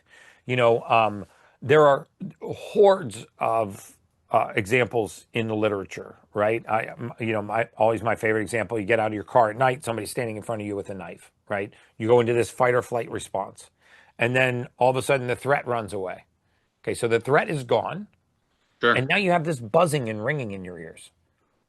There was no trauma, there was no loud noise, nothing contacted you, but now I just have this tinnitus-like ringing in my ears, and it doesn't go away. And maybe it doesn't go away for minutes, hours, days, or sometimes weeks. That is the clearest example I can give you of the nervous system having a traumatic event, overstimulated, and then it being staying in that place where it's kind of, creating this tinnitus-like effect, even though that threat is long gone. And if you've ever had a traumatic experience in your life like that, you probably know what I'm talking about. If you're listening to this, some big traumatic event. I mean, even sometimes you can get really traumatic news and your ears can start ringing. So that is your nervous system. So I would really go about trying to do everything I could to restore a parasympathetic state. Here's 3 things that you can do at no cost. Obviously, you know that I am a huge fan of morning sunlight, breath work, and grounding. Those are excellent for your nervous system. Also, returning the nervous system to a parasympathetic state has a lot to do with circadian cycling. So as much as you can do to go to bed at the same time at night and get up at the same time, and within 30 minutes of waking, expose your skin to sunlight, get outside into some natural light. I know that sounds hokey that this could reset your nervous system, but it can. I also might think about something like a Pulsetto vagal stimulator and using it on a parasympathetic setting to actually run low Gauss current through the vagus nerve to calm the nervous system down. You'd be really surprised by how many conditions can be born from the nervous system being stuck in an overstimulated state. All right. And it sounds to me like, especially if you've identified the toxins, you said you've been doing this for 18 months, you've gotten those out of your body, but the nervous system is still kind of, in a heightened state of awareness. This also happens to athletes. The brain has something called neural inhibition, right? Which is the reason why you can't make a fist so tight that you tear the ligament off the bone. The reason why you can't do, or the tendon off the bone. The reason why you can't do it is because if your brain perceives that there's going to be an injury, it will actually stop you from contracting that muscle, right? It won't allow it to squeeze any harder. This is the autonomic nervous system, not under your conscious control, that's inhibiting certain functions. This same kind of governance happens when you have gone through some kind of traumatic event. And trauma, I don't mean like, a bad relationship but it could be anything from surgery to trauma to a parasitic infection to a toxic infection. When you come out of that, the nervous system, as you sort of described, can be stuck in that state. Now, Do you mind if I clarify something real quick? Yeah. So I've got a Pulsetto. I've been doing something called Primal Trust brain retraining. It's similar to Annie Hopper's. Are you familiar with who Annie Hopper is? Yep. So I've been doing that for several months. I know the Joe Dispenza stuff. Like, I've done all of the routines, all the sunlight, red light, like with precision. Okay. So what I mean by nervous system, I mean like nerves, not necessarily fight, flight, freeze, but like my actual nerves, like nerve pain in my legs or muscle tension, that lack of being able to gain weight. It seems like those other things that that were affected originally by that toxic exposure. I don't know if the biochemistry is still just not balanced back out or what it is, but it's this sounds like a chronic infection, and you might not have found the pathogen. And the reason why I say that, so if you get a CBC, a complete blood count done, by any physician, at the bottom of the CBC will be a cluster of your white blood cell profile. Okay, it'll say neutrophils, basophils, eosinophils, right? It will list all of these. At Yeah, the very yeah. bottom of that will be 3 or 4 names: immature granulocytes. And I want you to look at the immature granulocytes and see if they are elevated at all. This will fly Okay. by conventional detection, and it's on all of your CBCs. That will tell you that you have some kind of low-grade chronic something going on. And then I would further investigate it, because to me, this sounds like a chronic low-grade viral infection. And it actually sounds like a chronic low-grade Lyme or West Nile infection, to be specific. And they can have these kinds of lingering effects because these viruses retreat to the dorsal root ganglion, and then they exert their effect, and then they retreat to the dorsal root ganglion, and they exert their effect. If you see those immature granulocytes, you can actually start an antiviral, and I bet put this permanently in your rearview mirror. Is heat sensitivity specific with either of those viral infections? Because like sauna has been something I've tried over and over again, and it seems like sometimes it's okay and sometimes it sets off some kind of trigger, Yeah. and the symptoms get really intense for like months. Like, Yeah. Heat, cold, and then also tactile touch, like deep breaths into the tongue can almost burn the tongue. Just the air flowing over the tongue, or exposure to hot and cold can cause a hypersensitivity. So yes, Okay. I would I would really look at that pathogenic testing. And before you even do it, you can actually just, I'm sure you've had blood work done, just go to that panel on your what's called your CBC, your complete blood count. Look for the immature granulocytes that should not be elevated. That you'll see basophils, eosinophils, monocytes that should all be 0. And if they're elevated, you go, okay, I need to take additional viral testing. okay. Thank you. Awesome, man. Yeah, you're super welcome. I hope that really helped. That's good news. Whoa, my favorite. What's up, Mike? I'm new here, Gary. No, you're not, dude. I should put you to the back of the line, man. Oh, man. Dude, I have so much to thank you for, you and your team. Really? So Thank you. Morgan was a freaking rock star, man. I Oh. ordered a Hap B. I didn't put my email on there somehow, and it just got lost in space. She was able to get it hooked up, have the Hap B, have the Pulsetto. Just recently started on those. Super grateful Yeah, no, for they're her amazing. help in getting that cleared up, man, because I was at wit's end. Okay.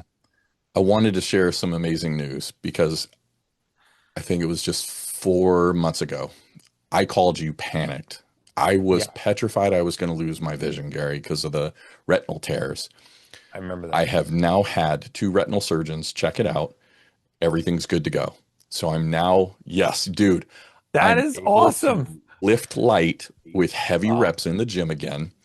I've got my first sprint triathlon in 6 weeks. Wow, dude, Yes. that's awesome. Dude, yeah. So 6 weeks after that, we're doing a 6-hour triathlon, a 6-hour adventure race with 6 of my family. We're doing a 5K tomorrow, and that's with 6 of my family. You're changing the legacy of my family by helping me. Oh, man. My 4-year-old grandson is going to be running tomorrow, Gary. 4 years old. My family's legacy is not health. Okay. It Yeah. was a snowball going the wrong direction. I am super grateful for you changing my life, but also helping me to change the legacy of my family.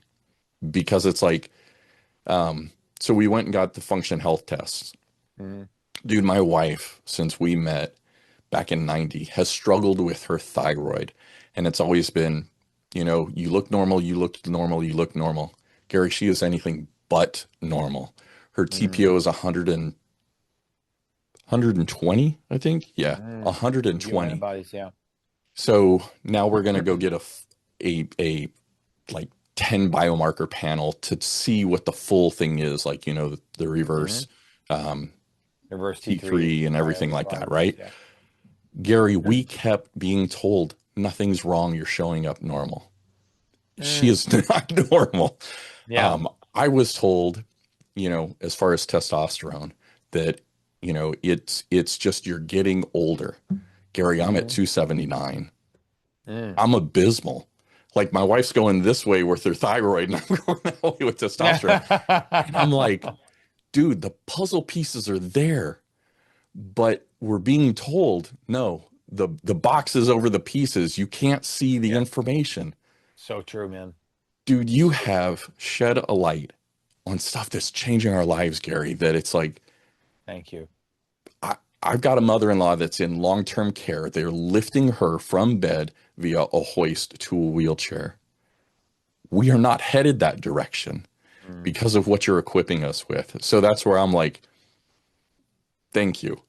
Yeah, you're welcome, man. I mean, it's literally stories like that. Like I always said that no matter how prolific my career became, I would never not take the time to do things like this. Like this. I love this is where like the rubber meets the road. Just human to human interaction, building a community, getting like-minded people together, spending some time, hearing what others are going through, helping them go through it ourselves. I see now what's happening. It was part of my dream when I started this whole media platform is the community is starting to help the community now. Right. Because I realize I'm only one man. I mean, the reason why I can dedicate so much time to this MAHA movement is and this MAHA initiative is because for someone like me to potentially be even a very small part of affecting public policy, and that's like generational change. And, I've shifted my whole impact, my whole purpose in life. And it's just to create as much of an impact as I possibly can. And so hearing it from people like you is amazing, and seeing it from like this community, and as people like that first came in and were just kind of interested and curious, and then they get educated, and then they can't shut up about it, and then they tell other people, and then they spend time in the VIP group helping answer other questions. It's like, this is exactly what I envisioned, and I can feel this thing picking up momentum. I mean, there's thousands of you right now, thousands. And I want to build it to hundreds of thousands, potentially millions. And I'll just keep stuffing value in here because I want to just build this massive army of like-minded people. And when they hear stories like what you're saying, I think it inspires, and it really inspires them. So, man, I really appreciate you sharing that. Yeah, I appreciate it because it's like my big fear was I was going to be blind already with the tinnitus. Like I was going to be shut off from the world. Yeah. When you were bringing that up, I mean, that's a real and I kept my promise to myself. I had planned in January and February to like continue my promise of doing a 5K each month. I walked those just so I wasn't putting anything at risk, but also that I was keeping my word to myself. And now to be in a place, Gary, where it's like, it's like from the childhood trauma, the stuff my wife and I have, gone and done that inner work, right? For the mental and emotional stuff. Yeah. And now it's like we're able to not only change that legacy with our family, we're also changing the health legacy. So good. Gary, you're making me cry, dude. Come on. I'm on the verge, brother. Like just in thinking about this, like when I wrote Morgan and I said, hey, thank you very much. And I was talking with her, it was like, I get on the verge because it's like this stuff. It's like one, you always struggle with the fact, is it possible to even have a life better than where I'm at? Because you feel like a freak. People tell you, no, that's not possible. You can't have the better health. Be satisfied with what you have. Sick over a long period of time, man. They just want you to suffer for a long time and die slow. Yes. I mean, I hate to say it. But it really is. We're going to change that narrative, though. And we're really going to change that narrative. Dude, even something as simple as like a biologic dentist, right? You having, what's his name? He did work on you and Sage. Oh, yeah, Dr. Gandhi. Gandhi, there you go. Yeah, so we found one in Kansas City. I just did another podcast with him, actually. Oh, you have another one coming up? Yep. I already shot it in New York. It's probably coming out when, guys? Within the next month. Yeah. Awesome. So we found one in Kansas City, and my wife, sure enough, has, metal in her mouth. And so it's like, dude, just Yep. I mean, it's all these So parts you have and no pieces. idea the havoc that can wreak. Metal, I mean, the root canals. We're posting. The team is putting in the directory of biologic dentists into Cool. the chat right now. But it is mind numbing the miracles that I've seen when people get these infected, including myself, infected root Yeah. canals and the metals out of their body. And if you think that there's all this electrical conductivity that's going from here to here, and if I was to actually show you like an image of what this looks like, it is astounding how much of this passes through. How much of this passes through the jaw? Let me see. I did used to have I can't find it now. But it's astounding. And I, Yeah. first of all, totally agree with you. All right, I got to get some other VIPs, but brother, Absolutely. thank you so much, man, for those kind Thank words, you. and I hope that message inspires somebody else here to heal. All right, let's we're at 3 minutes. So I'd love to sneak in another question.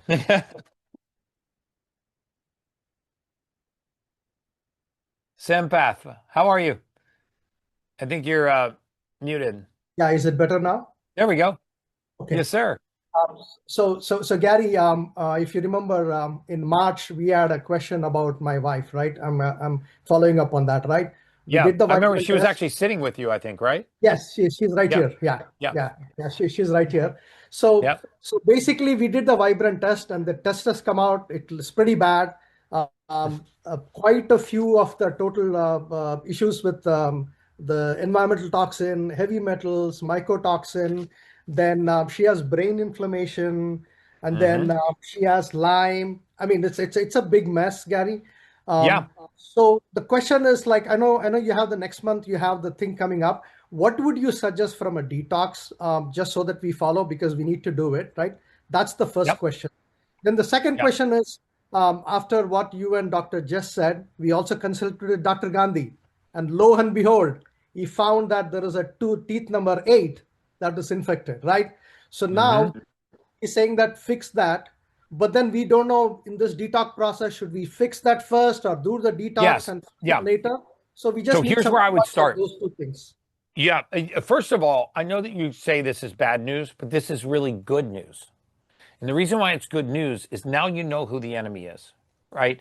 What's most people spend the majority of their lifetime doing is they suffer in silence and with no idea of how they can help themselves. They don't have an enemy, right? They don't understand why they feel the way they do, why they sleep the way they do, why they can't just get their act together, mentally, why they have such brain fog or weight gain or water retention or hormone imbalance.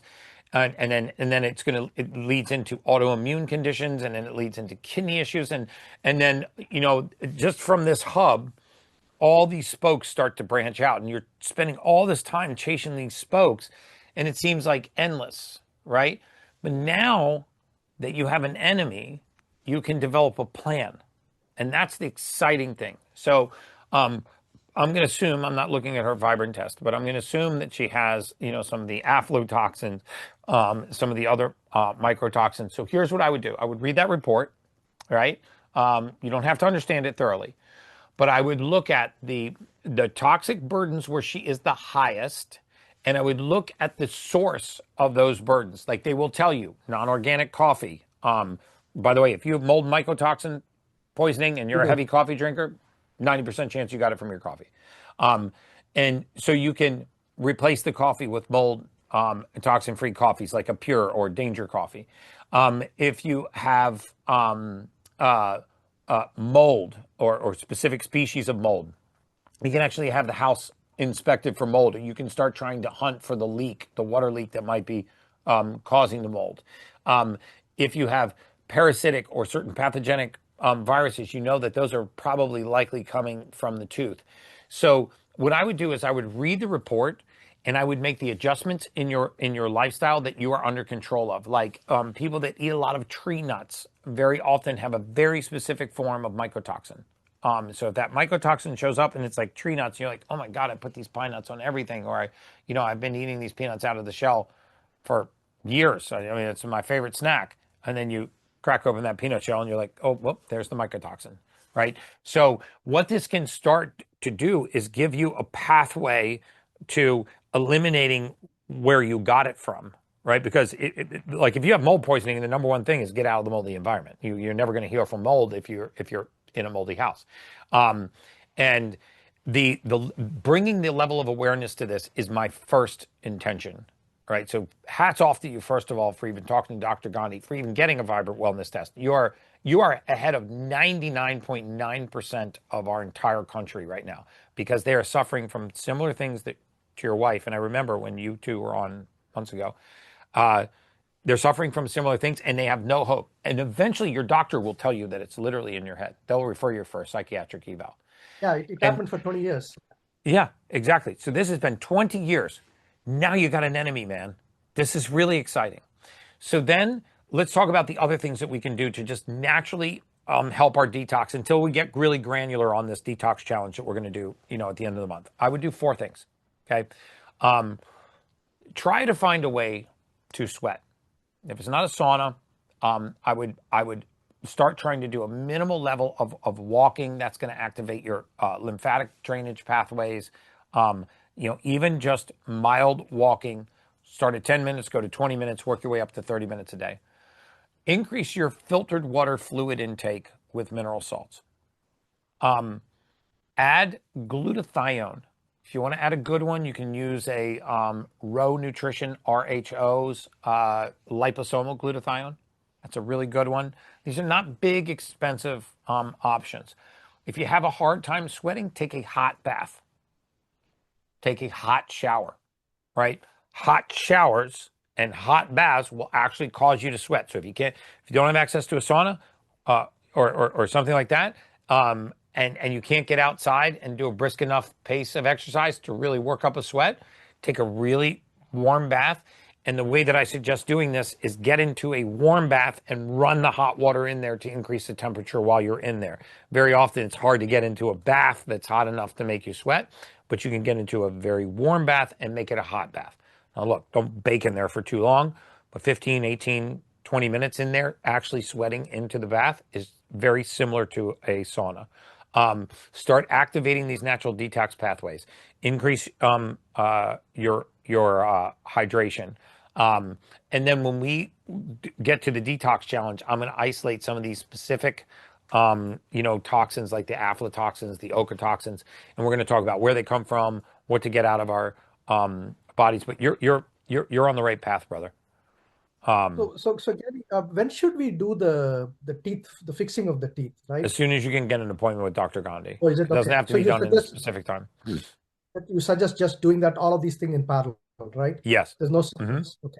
Dude, your and what life's going to about- change after you get that infection out.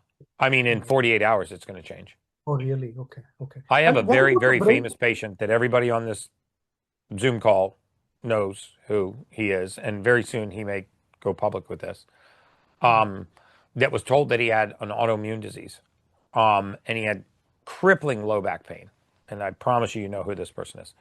And when he sent me all the labs and everything, I was like, look, I don't want to go against what your doctor says, but I don't think that this is what it is. I started talking to him about the metals in his mouth, and I started talking about it. He had 4 wisdom teeth pulled. He had 4 root canals. Well, I sent him to Dr. Gandhi. You can go to any biologic dentist you want. I just sent him to Dr. Gandhi. He had 4 cavitations. 48 hours after those infections were out of his jaw, his back pain was gone. And we're going on probably month 5 now, 0 back pain. And his immune markers have collapsed. So he's agreed that when this whole story is done, he's gonna share his story. I'll bring him on the podcast, and this will blast it out to the world.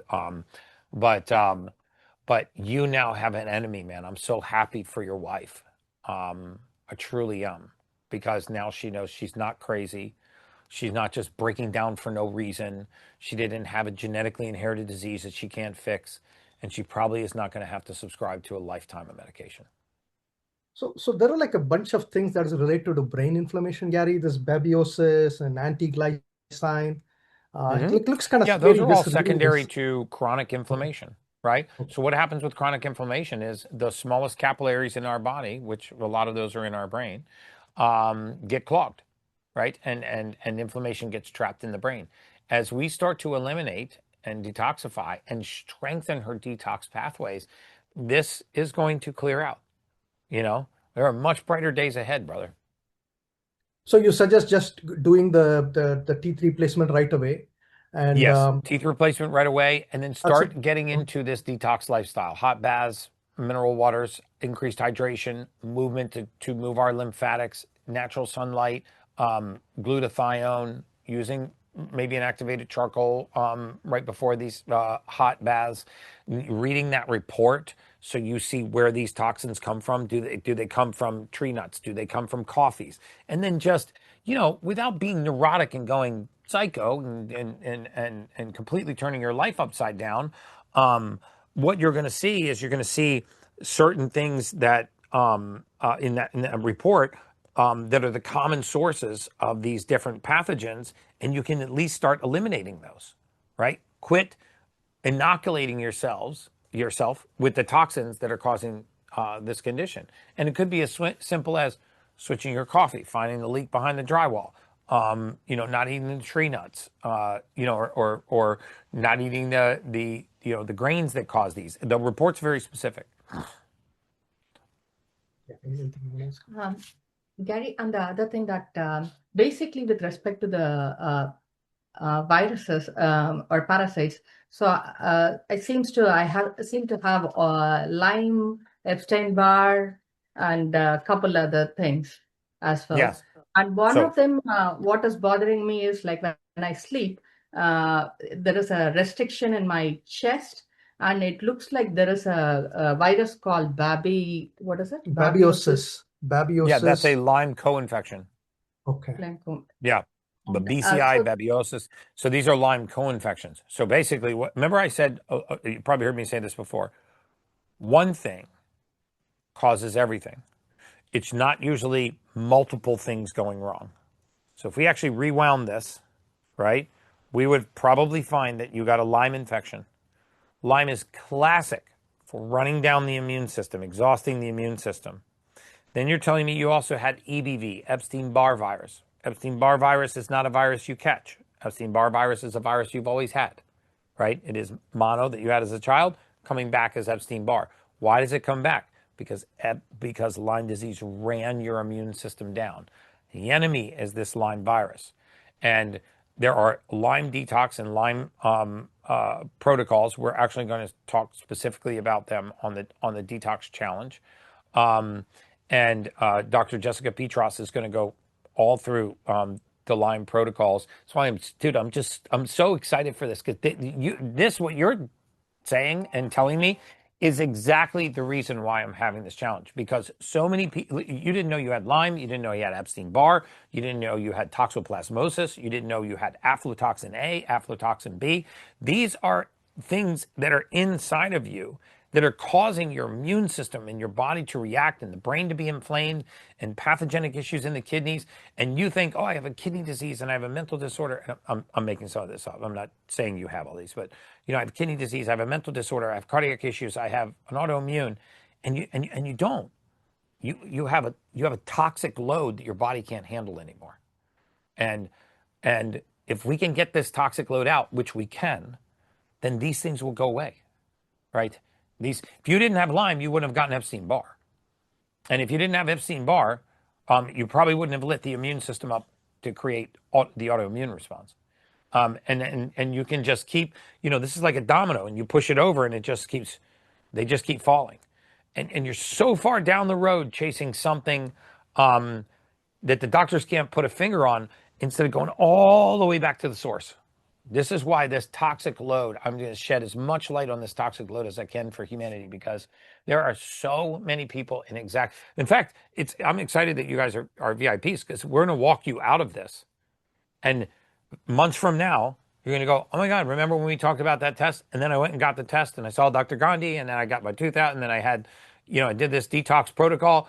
Well, I just got my test back and I'm all clear. And by the way, I'm sleeping through the night. I don't have joint pain anymore. My kidney issues have resolved, and I don't have an autoimmune disease. And this is exactly what I envisioned for this, because we're actually going to take people through this process, and hopefully you'll share your story with us, and then talk about where are we going to be 10 weeks from now when all these things are in your rearview mirror. So exciting. Yeah. Thank you, Gary. Thank you so much. And I we hate to get so already saw excited that you have all these toxins, but I'm excited we just found them, you know.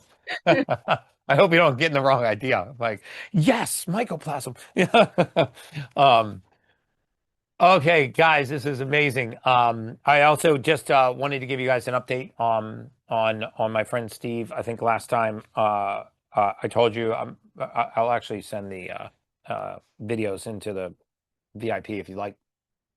So, as you know, my friend Steve was dying of stage 4 colon cancer, metastatic colon cancer, and it had metastasized to the 3 lethal L's: the liver, the lungs, and the lymph node.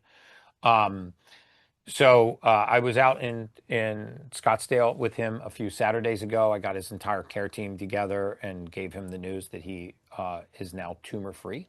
He no longer has any active cancer tumors in his body, no radiation, no chemo, and thus far, no surgical resection. You know, one of the complications of these tumors dying is that now you have this necrotic mass in the body. And anytime you have dead tissue in the body, you can become septic. It causes a lot of pain. It causes a lot of swelling. So he has a lot of lymphedema. His legs are, looks like elephantiasis, if you know what that looks like. His legs are very swollen. He's in a lot of pain from the shrinkage of these tumors. So unfortunately, by the time that they discovered this tumorous mass in his colon, it was the size of a tennis ball. And even though it is now dead, it had fused with the colon wall. And so the surgeons, the oncologists, even the naturopathic team that I've got on board has decided that temporarily they're going to have to put a colostomy bag in, because we have to get that section of the colon out where the tumor has actually embedded itself into the wall. It is no longer a live active tumor. In fact, his circulating tumor cell count is 0. It's very exciting. But because it was so far advanced and it already integrated itself into the wall of the colon, they're going to resect that area of the colon. The colostomy bag will be temporary. Once he heals from that, they will actually be able to reattach the colon to the rectum. But for the record, this was the month that he was supposed to die. And he's cancer, he's cancer free. So it's a real blessing, and it's just such a blessing. Sorry, I didn't expect this, but it's such a blessing to have my best friend still with us. And I was in the room when the internist came in and told him he had 6 months to live, and that was the first time I've ever been in the proximity of somebody when they were told they were going to die. It was a very emotional moment for me, and the possibility that I could be a part of saving my friend's life, and maybe having his story save other lives is very inspiring to me. So he didn't die this month, and it doesn't look like he's going to die. So I'll keep updating you guys. I'll keep committing myself to this VIP chat. I love hearing these stories of your lives turning around. It's very inspiring for me. I actually get energy from these. I don't feel like I'm like pouring energy into you guys. I feel like you're pouring energy into me. So thank you for being a VIP. And that's a wrap for today's VIP Q&A. Thank you all so much.